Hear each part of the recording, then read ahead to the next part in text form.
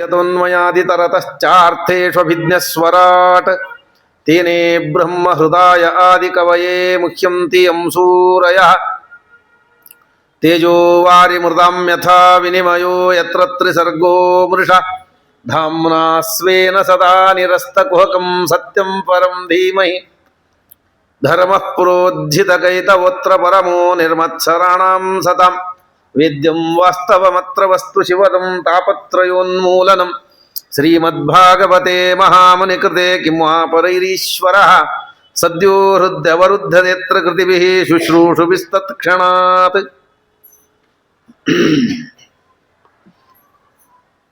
ಅಶೇಷ ವಾಗ್ಜಾಡ್ಯಮಲಾಪಹಂತ್ರೀ ನವಂ ನವಂ ಸ್ಪಷ್ಟಸುವಾಕ್ಪ್ರದಾಯಿನಿ ಮಮೇಹ ಜಿಹ್ವಾಗ್ರಸುರಂಗನರ್ತಕೀ ಭವ ಪ್ರಸನ್ನಾ ವದನೆ ಚ ಮೇ ಶ್ರೀಃ ಧರ್ಮ ವಿಜ್ಞಾನ ವೈರಾಗ್ಯ ಪರಮೈಶ್ವರ್ಯಶಾಲಿನಃ ಆನಂದತೀರ್ಥ ಭಗವತ್ಪಾದಾನ್ ವಂದೇ ನಿರಂತರಂ.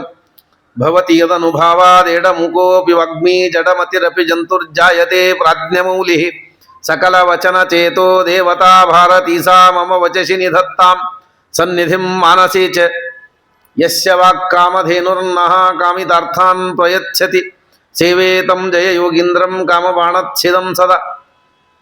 ಶ್ರೀಮತೋ ರಾಘವೇಂದ್ರಸ್ಯ ನಮಾಮಿ ಪದಪಂಕಜೇ ಕಾಮಿತಾಶೇಷಕಲ್ಯಾಣಕಲನಾಕಲ್ಪಪಾದಪೌ ನೈವೇದ್ಯಕ ವಿಷಂ ರಾಮೇ ವೀಕ್ಷತದ್ಭುಕ್ತಿಭಾಗ್ಗುರುಃ ಯೋದರ್ಶಯದ್ರವಿಂ ರಾತ್ರೌ ಸತ್ಯಬೋಧೋಸ್ತು ಮೇ ಮುದೆ. ಸತ್ಯಂ ಸತ್ಯಂ ಪುನಃ ಸತ್ಯಂ ವಿಷ್ಣುತೀರ್ಥಪ್ರಸಾದತಃ ಸರ್ವೇ ಕಾಮಾ ಭವಂತೇವ ಶಪಥೋ ಬಿಂಬಸನ್ನಿಧೌ. ಶಾಸ್ತ್ರೇಷು ಪಾರದಶ್ವಾನಂ ಶಾಸ್ತ್ರಜ್ಞೇಷು ವತ್ಸಲಂ ದೀನಭಕ್ತೋದ್ಧಾರಕರಂ ಸತ್ಯಾತ್ಮಾನಂ ಯತಿಂ ಭಜೆ. ವಿದ್ಯಾಪೀಠ ವಿಧಾತಾರಂ ವಿದ್ಯಾವಾರಿಧಿ ಚಂದಿರಂ ವಿದ್ಯಾರ್ಥಿವತ್ಸಲಂ ವಂದೇ ಮಹಾಮಹಿಮ ಸದ್ಗುರುಂ. ಆಪಾದಮೌಲಿಪರ್ಯಂತಂ ಗುರುಣಾಂ ಆಕೃತಿಂ ಸ್ಮರೇತ್ ತೇನ ವಿಘ್ನಾಃ ಪ್ರಣಶ್ಯಂತಿ ಸಿದ್ಧ್ಯಂತಿ ಚ ಮನೋರಥಾಃ. ಹರಿ ಓಂ ಹರಿ ಓಂ ಹರಿ ಓಂ. ಮಹಾಜ್ಞಾನಿವರೇಣ್ಯರಾದ ಸತ್ಯಬೋಧ ತೀರ್ಥರ ಅಮೃತ ಹಸ್ತಗಳಿಂದ ಪ್ರತಿಷ್ಠಾಪಿತನಾಗಿ ಇಲ್ಲಿ ಸಕಲ ಭಕ್ತರ ಉದ್ಧಾರವನ್ನು ಮಾಡ್ತಾ ನಿಂತಿರುವ ಆ ಜಗದೊಡೆಯನಾದ ಶ್ರೀನಿವಾಸನ ಸನ್ನಿಧಾನದಲ್ಲಿ ಈಗ ಹತ್ತಾಯ್ತಾ ಇಲ್ಲಿಯವರೆಗೆ ಈ ವಾರ್ಷಿಕ ಭಾಗವತ ಜ್ಞಾನ ಸತ್ರದ ಕಾರ್ಯಕ್ರಮದಲ್ಲಿ 9 ಸ್ಕಂದಗಳಾಗಿವೆ. 9 ಸ್ಕಂದಗಳು ಮುಗಿದಿದೆ. ಇನ್ನು 3 ಸ್ಕಂದ ಆಗಬೇಕು. 10, 11, 12 ಅಂದರೆ ಭಾಗವತದ ಹೆಚ್ಚು ಕಡಿಮೆ ಕಥಾಭಾಗ ಮುಗಿದ ಹಾಗೆ. ಭಾಗವತದಲ್ಲಿನ ಕೃಷ್ಣ ಕಥೆ ಮಾತ್ರ ಇರೋದು, ಉಳಿದದೆಲ್ಲ ತತ್ವೋಪದೇಶ ಮಾತ್ರ. ಭಾಗವತದಲ್ಲಿ ಮುಖ್ಯವಾಗಿ ಹೇಳೋದು 2 ವಂಶಗಳು, ಸೂರ್ಯವಂಶ ಚಂದ್ರವಂಶ. ಆ 2 ವಂಶಗಳ ಕಥಾಭಾಗ 9ನೇ ಸ್ಕಂದಕ್ಕೆ ಮುಗೀತು. ಇನ್ನು ದಶಮಸ್ಕಂದ ಪೂರ್ತಿ ಕೃಷ್ಣ ಕಥೆ, ಏಕಾದಶ ಸ್ಕಂದ ಎಲ್ಲ ತತ್ವೋಪದೇಶ, ದ್ವಾದಶ ಸ್ಕಂದ ಉಪಸಂಹಾರ ರೂಪದಲ್ಲಿ 12 ಸ್ಕಂದಗಳು 12 ಅಧ್ಯಾಯಗಳಲ್ಲಿ ಮುಗೀತದೆ. ಹಾಗಾಗಿ ಭಾಗವತದ 9 ಮೆಟ್ಟಲುಗಳನ್ನು ಹತ್ತಿ ಬಂದಿದ್ದೀರಿ ನೀವು. ಆ ಭಾಗವತದ 9 ಮೆಟ್ಟಲುಗಳು 9 ಭಕ್ತಿಯ ಮೆಟ್ಟಲಾಗಬೇಕು. 9 ಮೆಟ್ಟಲನ್ನು ದಾಟಿ ಬಂದದ್ದು ನವವಿಧ ಭಕ್ತಿಗೆ ಸಾಧನವಾಗೋದಕ್ಕೆ 9 ಮೆಟ್ಟಲುಗಳನ್ನು ಹತ್ತಿ ಬಂದು ಇನ್ನು 10ನೆಯ ಮೆಟ್ಟಲನ್ನು ನೀವು ಏರ್ಬೇಕಿದೆ. 10ನೇ ಸ್ಕಂದ ಮುಂದಾಗೋದಿದೆ. ಈ ಮಧ್ಯದಲ್ಲಿ ಭಾಗವತದ ಸಾರ ರೂಪವಾಗಿ ವಿಷ್ಣು ತೀರ್ಥರ ರಚನೆ ಮಾಡಿಕೊಟ್ಟ ಭಾಗವತ ಸಾರೋದ್ಧಾರದ ಪ್ರವಚನ, ವಿಶೇಷವಾಗಿ ಧರ್ಮೋಪದೇಶ ಪ್ರಕರಣ. ಭಾಗವತದಲ್ಲಿ 30 ಧರ್ಮಗಳನ್ನು ಸಂಗ್ರಹ ಮಾಡಿ ಹೇಳಿದ್ದಾರೆ. ಭಾಗವತದಲ್ಲಿ ಹೇಳಬೇಕಾಗಿದ್ದು 30 ಧರ್ಮ ಹೇಳಬೇಕು ಅಂತ ಹೊರಟಿದ್ದು. ಆ 30 ಧರ್ಮದ ನಿರೂಪಣೆಗೆ 18,000 ಶ್ಲೋಕ. ಹಾಗಾಗಿ ಆ 30 ಧರ್ಮಗಳ ನಿರೂಪಣೆಗೆ 18,000 ಶ್ಲೋಕ. 30 ಧರ್ಮ ಅವಶ್ಯವಾಗಿ ತಿಳಿದು ಆಚರಣೆ ಮಾಡಬೇಕಾದದ್ದು ಮುಮುಕ್ಷುಗಳಿಂದ. ಆ 30 ಧರ್ಮಗಳು ಬಹಳ ವಿಕ್ಷಿಪ್ತವಾಗಿ ಹೇಳಲ್ಪಟ್ಟಿದೆ. ಒಂದು ಕಡೆಗೆ ಹೆಸರು ಹೇಳಿದ್ದಾರೆ, 2 ಕಡೆಗೆ ಹೇಳಿದ್ದಾರೆ. 7ನೇ ಸ್ಕಂದದಲ್ಲಿ ಒಂದು ಸರ್ತಿ 30 ಭಾಗವತ ಧರ್ಮಗಳ ಹೆಸರು ಹೇಳಿದ್ದಾರೆ. ಏಕಾದಶ ಸ್ಕಂದದಲ್ಲಿ ಒಂದು ಕಡೆಗಿದೆ. ಏಕಾದಶ ಸ್ಕಂದದಲ್ಲಿ ಸ್ವಯಂ ಶ್ರೀಕೃಷ್ಣನೇ ಉದ್ಧವನಿಗೆ ಉಪದೇಶ ಮಾಡುವುದು. ಅಲ್ಲಿ 30 ಧರ್ಮಗಳನ್ನು ಹೇಳ್ತಾರೆ. 2 ಸರ್ತಿ ಭಾಗವತ ಧರ್ಮವನ್ನು ಹೇಳಿ ಅಲ್ಲಿ ಸ್ವಲ್ಪ ಕ್ರಮದಲ್ಲಿ ವ್ಯತ್ಯಾಸ ಇದೆ. ಧರ್ಮಗಳದೇ ಸ್ವಲ್ಪ ಕ್ರಮದಲ್ಲಿ ವ್ಯತ್ಯಾಸ ಮಾಡಿ ಹೆಸರು ಬೇರೆ ಮಾಡಿ ಅಂತೂ 30 ಭಾಗವತ ಧರ್ಮಗಳನ್ನು 2 ಸ್ಕಂದಗಳಿಗೆ ಭಾಗವತ ಹೇಳಿಕೊಟ್ಟಿದೆ. ಆ 30 ಭಾಗವತ ಧರ್ಮಗಳನ್ನು ಇಡೀ ಭಾಗವತದಲ್ಲಿ ಹೇಗೆ ನಿರೂಪಣೆ ಮಾಡಲಾಗಿದೆ ಅಂತ ಅನ್ನೋದನ್ನು ವಿಷ್ಣು ತೀರ್ಥರು ಈ ಸಾರೋದ್ಧಾರದಲ್ಲಿ ನಿರೂಪಣೆ ಮಾಡಿ ಕೊಡ್ತಾರೆ. ಒಂದೊಂದು ಪ್ರಕರಣದಿಂದ ಒಂದೊಂದು ಧರ್ಮ ಹೇಳಿದ್ದಲ್ಲ. 30 ಪ್ರಕರಣ ಇದ್ದದಕ್ಕೆ 30 ಧರ್ಮ ಅಂತ ಹಂಗೆ ಅನ್ಕೊಂಡ್ರೆ ಹಂಗಿಲ್ಲ. ಅದು 30 ಪ್ರಕರಣಗಳಲ್ಲಿ ಹೆಚ್ಚು ಪ್ರಕರಣಗಳನ್ನು ಇಲ್ಲೇ ಹೇಳಿಕೊಟ್ಟದ್ದು ಧರ್ಮೋಪದೇಶ ಪ್ರಕರಣದಲ್ಲಿ. ಬೇರೆಯವರೆಲ್ಲ ಮಹತ್ಸೇವ, ಮಹನ್ನಿಂದಾವರ್ಜನ, ಆತ್ಮಪ್ರಶಂಸಾವರ್ಜನ ಹೀಗೆ ತಿಳಿಬೇಕಾದ ಧರ್ಮಗಳನ್ನು ಹೇಳಿದ್ದು ನಿಜ. ಆದರೆ 30 ಧರ್ಮಗಳನ್ನು ಹೇಳಿದ್ದು ಇಲ್ಲಿ ಹೇಳಿದ್ದಾರೆ. 30 ಧರ್ಮಗಳನ್ನು ಹೇಳಿ ಸಂಗ್ರಹ ಮಾಡಿ ಭಾಗವತದಲ್ಲಿ ವಿಸ್ತಾರವಾಗಿ ಹೇಳಲ್ಪಟ್ಟಿದೆ. ಅದು ಬಹಳ ವಿಸ್ತಾರವಾಗಿ ಭಾಗವತವನ್ನು ಹೇಳೋ ಕಾಲಕ್ಕೆ ಹೇಳುವವರಿಗೆ ಅದನ್ನೇ ಗಮನ ಇಟ್ಟು ಹೇಳಲಿಕ್ಕಾಗೋದಿಲ್ಲ. ಕೇಳುವವರಿಗೂ ಅದನ್ನೇ ನೇರವಾಗಿ ತಿಳ್ಕೊಂಬೋದು ಕಷ್ಟ ಆಗುತ್ತೆ. ವಿಷಯ ಬಹಳ ಆದಾಗ ಮಧ್ಯದಲ್ಲಿ ಯಾವುದೋ ಒಂದು ಹಾರಿ ಹೋಗ್ಬಿಡ್ತದೆ. ಯಾಕಂದ್ರೆ ನಮ್ಮ ಯೋಗ್ಯತೆ ಬಹಳ ಕಡಿಮೆ ಇದ್ದಾಗ, ನಮ್ಮ ಶಕ್ತಿ ಕಡಿಮೆ ಇದ್ದಾಗ ಬಹಳಷ್ಟು ಉಪದೇಶವನ್ನು ನಮಗೆ ತಡಿಲಿಕ್ಕೆ ಆಗೋದಿಲ್ಲ. ಉಪದೇಶ ಅಷ್ಟೇ ಅಲ್ಲ, ಯಾವುದನ್ನು ಬಹಳ ಆಗೋದಿಲ್ಲ ನಮಗೆ. ತಿನ್ಲಿಕ್ಕೆ ಬಹಳ ಅಡಿಗೆ ಮಾಡಿಸಿದ್ರೆ ಒಂದು ಮಾಡಿದ್ರೆ 2 ಸ್ವೀಟ್ ಮಾಡಿಸಿದ್ರೆ ಒಂದು ಸ್ವೀಟ್ ಮಾಡಿದ್ರೆ 1 ತಿಂತಿರ್ತಾನೆ. 2 ಮಾಡಿಸಿದ್ರೆ ಅದನ್ನ ಅರ್ಧ ಇದನ್ನ ಅರ್ಧ ತಿಂತಾನೆ. ಒಂದು 10 ಮಾಡಿಸಿದ್ರೆ ಎಷ್ಟು ಮಾಡಿಸ್ಯಾರ, ಈಗ ಯಾರು ತಿಂತಾರೆ ಅಷ್ಟೆಲ್ಲ, ಅಷ್ಟ್ಯಾರು ಮಾಡಿಸ್ಯಾರೆ ಅಂತಂತಾರೆ. ಅಥವಾ ಇನ್ನು ಕೆಲವ್ರಿಗೆ ಹಿಂಗಾಗ್ತದೆ, ತಿನ್ಲಿಕ್ಕೆ ಬೇಕಾಗಿರ್ತದೆ, ಆದ್ರೆ ಇವ್ರು ಏನು ತಿನ್ಬೇಕಂತಿರ್ತಾರಲ್ಲ ಅದು ಬರೋಕ್ಕಿಂತ ಮೊದಲು ಬೇರೆ ಏನೋ ಬಂದಿರ್ತಾರೆ, ಅದನ್ನು ತಿಂದು ಮುಗಿಸ್ಬಿಟ್ಟಿರ್ತಾರೆ.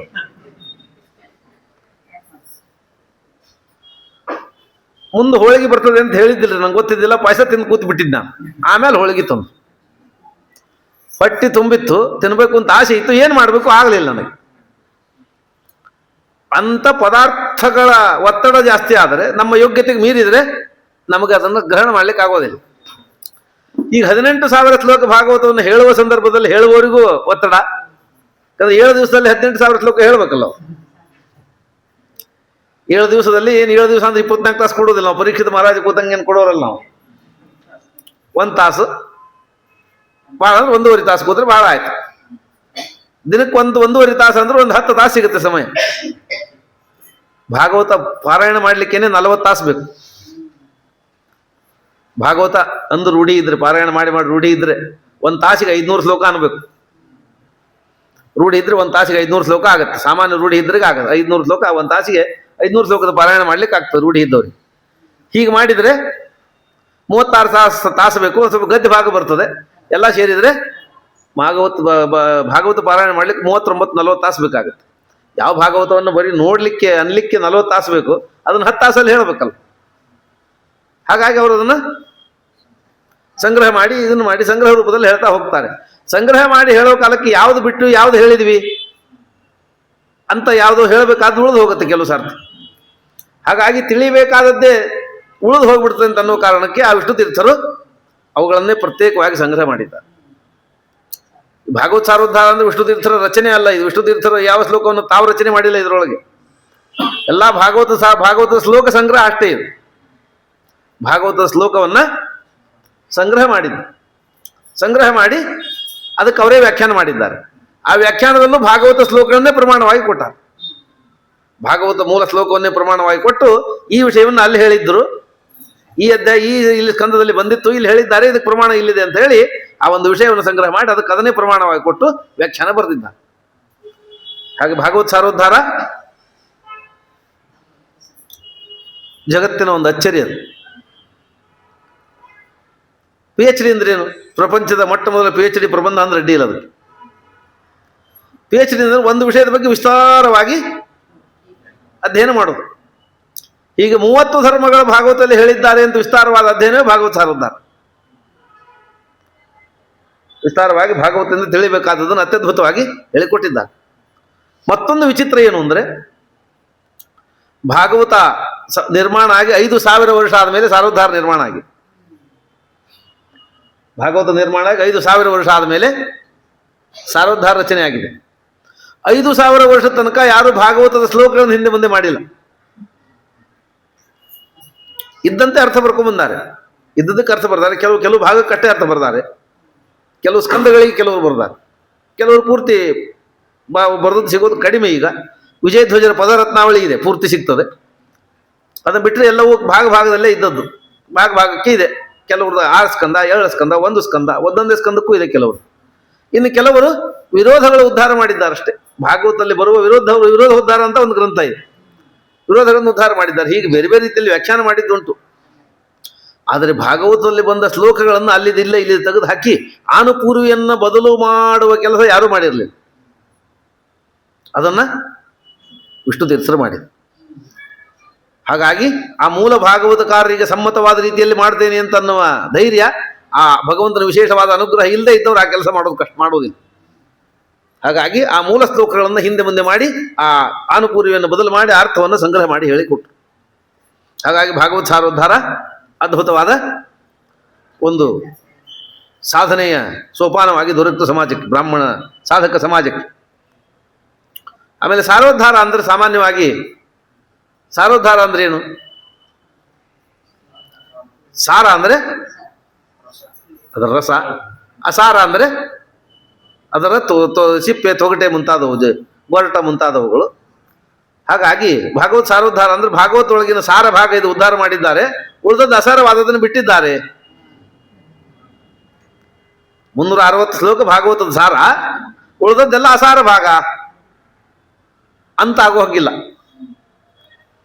ಯಾಕಂದ್ರೆ ಭಾಗವತವೇ ಸಾರ,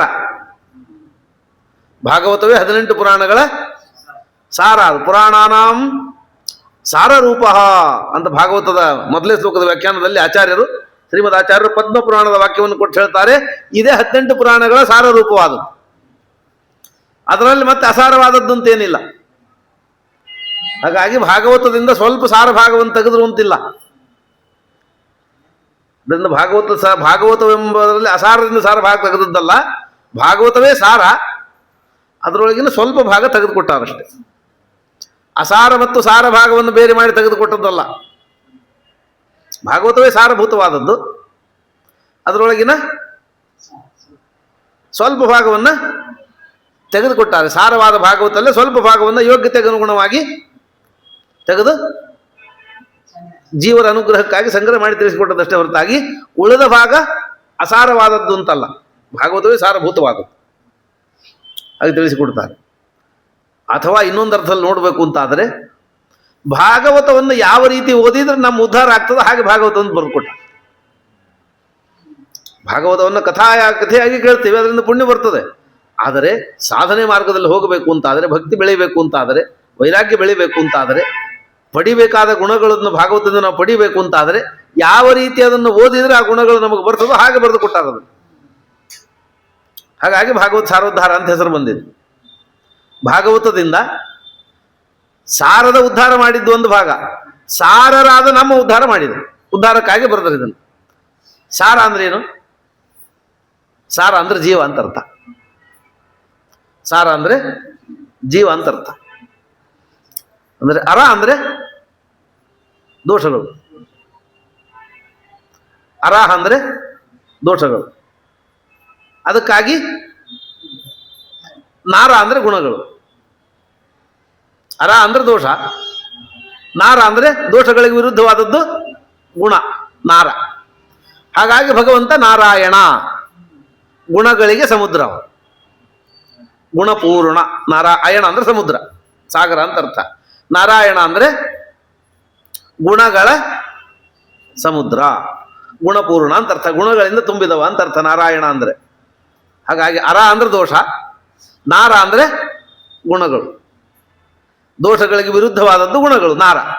ಆದ್ದರಿಂದ ಅಯಣ ನಾರಾಯಣ ಅಂದ್ರೆ ಗುಣಪೂರ್ಣನಾದ ಭಗವಂತ ಅಂತ ಅರ್ಥ. ಗುಣಪೂರ್ಣನಾದದ್ರಿಂದ ನಾರಾಯಣ ಅಂತ ಕರೆದದ್ದವನನ್ನು. ಈಗ ಅರ ಅಂದ್ರೆ ದೋಷ ಅಂತ ಆಯ್ತು. ಸಾರ ಅಂದ್ರೆ ದೋಷದಿಂದ ಸಹಿತವಾದದ್ದು. ಅರೇಣ ಸಹಿತ ಸಾರಹ ಅಥವಾ ಅರೈಹಿ ಸಹಿತ ಸಾರಾಹ, ದೋಷಗಳಿಂದ ಕೂಡಿದವರು ಸಾರರು, ಅರಗಳಿಂದ ಕೂಡಿದವರು ಸಾರರು. ದೋಷಗಳ ಇಲ್ಲದೆ ಇದ್ದವ ನಾರ, ಅದಕ್ಕೆ ವಿರುದ್ಧವಾಗಿ ದೋಷಗಳಿಂದ ಕೂಡಿದವರು ಸಾರ. ಅರಸಹಿತ ಸಾರಾಹ, ಅರೇಣ ರಹಿತ ನಾರಾಹ ನಾರ ಅಂತಾದ್ರೆ ಅರೇಣ ಸಹಿತ ಸಾರಾಹ. ಹಾಗಾಗಿ ದೋಷಗಳಿಂದ ಕೂಡಿದವರು ಯಾರು? ಜೀವರು, ನಾವು. ದೇವರು ಹೆಂಗ ಗುಣಗಳ ಸಮುದ್ರವು, ನಾವು ಹಂಗೆ ದೋಷ ಸಮುದ್ರರು. ನಾವು ದೋಷಗಳಿಂದ ಕೂಡಿದವರು. ಹಾಗಾಗಿ ಸಾರಾಹ ಅಂದ್ರೆ ಜೀವರು. ಭಾಗವತದಿಂದ ಸಾರರಾದ ದೋಷಗಳಿಂದ ಕೂಡಿದ ಜೀವರ ಉದ್ಧಾರ ಹೆಂಗಾಗುವುದು, ಅದು ಸಾರೋದ್ಧಾರ. ಭಾಗವತವನ್ನು ಯಾವ ರೀತಿ ತಿಳಿದ್ರೆ ಸಾರರಾದ ದೋಷಗಳಿಂದ ಕೂಡಿದ ಜೀವರ ಉದ್ಧಾರ ಆಗಬೇಕು, ಹಾಗೆ ಓದೋದೇ ಸಾರೋದ್ಧಾರ. ಹಾಗಾದ್ರಿಂದ ಭಾಗವತದಿಂದ ಭಗವಂತನ ಗುಣಗಳ ಜ್ಞಾನ ಆಗಬೇಕು. ಆ ಜ್ಞಾನ ದೋಷಗಳಿಂದ ಕೂಡಿದ ನಮ್ಮ ದೋಷವನ್ನು ನಿವಾರಣೆ ಮಾಡಿ ನಮ್ಮ ಮೋಕ್ಷಕ್ಕೆ ಸಾಧನ ಆಗಬೇಕು. ಆ ಕ್ರಮದಲ್ಲಿ, ಅಧ್ಯಯನ ಕ್ರಮದಲ್ಲಿ ಕೊಟ್ಟದ್ದು ಭಾಗವತ ಸಾರೋದ್ಧಾರ.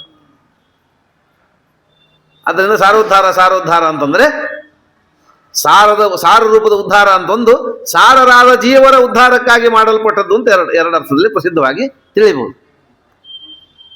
ಹೀಗೆ ಭಾಗವತದಲ್ಲಿ ಧರ್ಮೋಪದೇಶ ಪ್ರಕರಣ 20ನೇ ಪ್ರಕರಣ ಇದೆ. 20ನೇ ಪ್ರಕರಣ. ಇಲ್ಲಿ ತನಕ 19 ಪ್ರಕರಣಗಳನ್ನು ಬರೆದಿದ್ದಾರೆ. 30 ಪ್ರಕರಣದಲ್ಲಿ 20ನೇದು.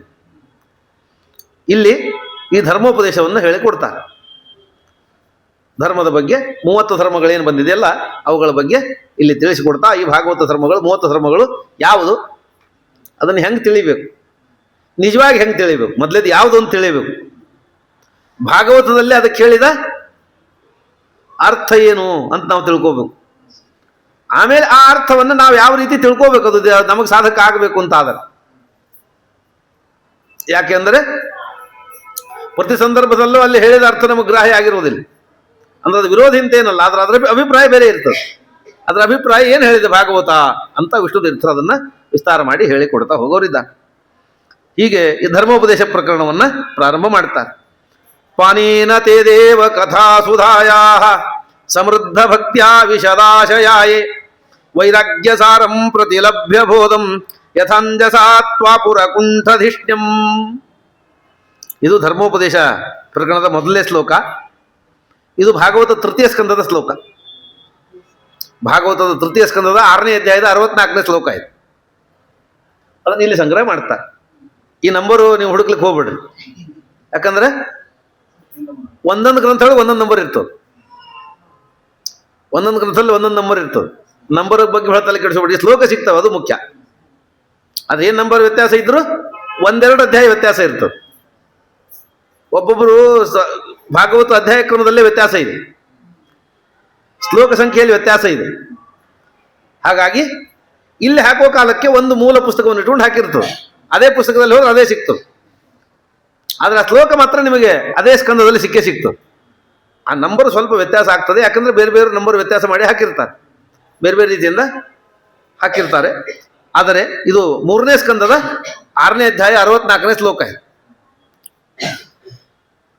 ಇಲ್ಲಿ ಇದು ತತ್ವಾಭಿಮಾನಿ ದೇವತೆಗಳು ಪರಮಾತ್ಮನನ್ನು ಕುರಿತು ಮಾಡುವ ಶ್ಲೋಕದಿಂದ ಪ್ರಾರಂಭ ಮಾಡ್ತಾರೆ.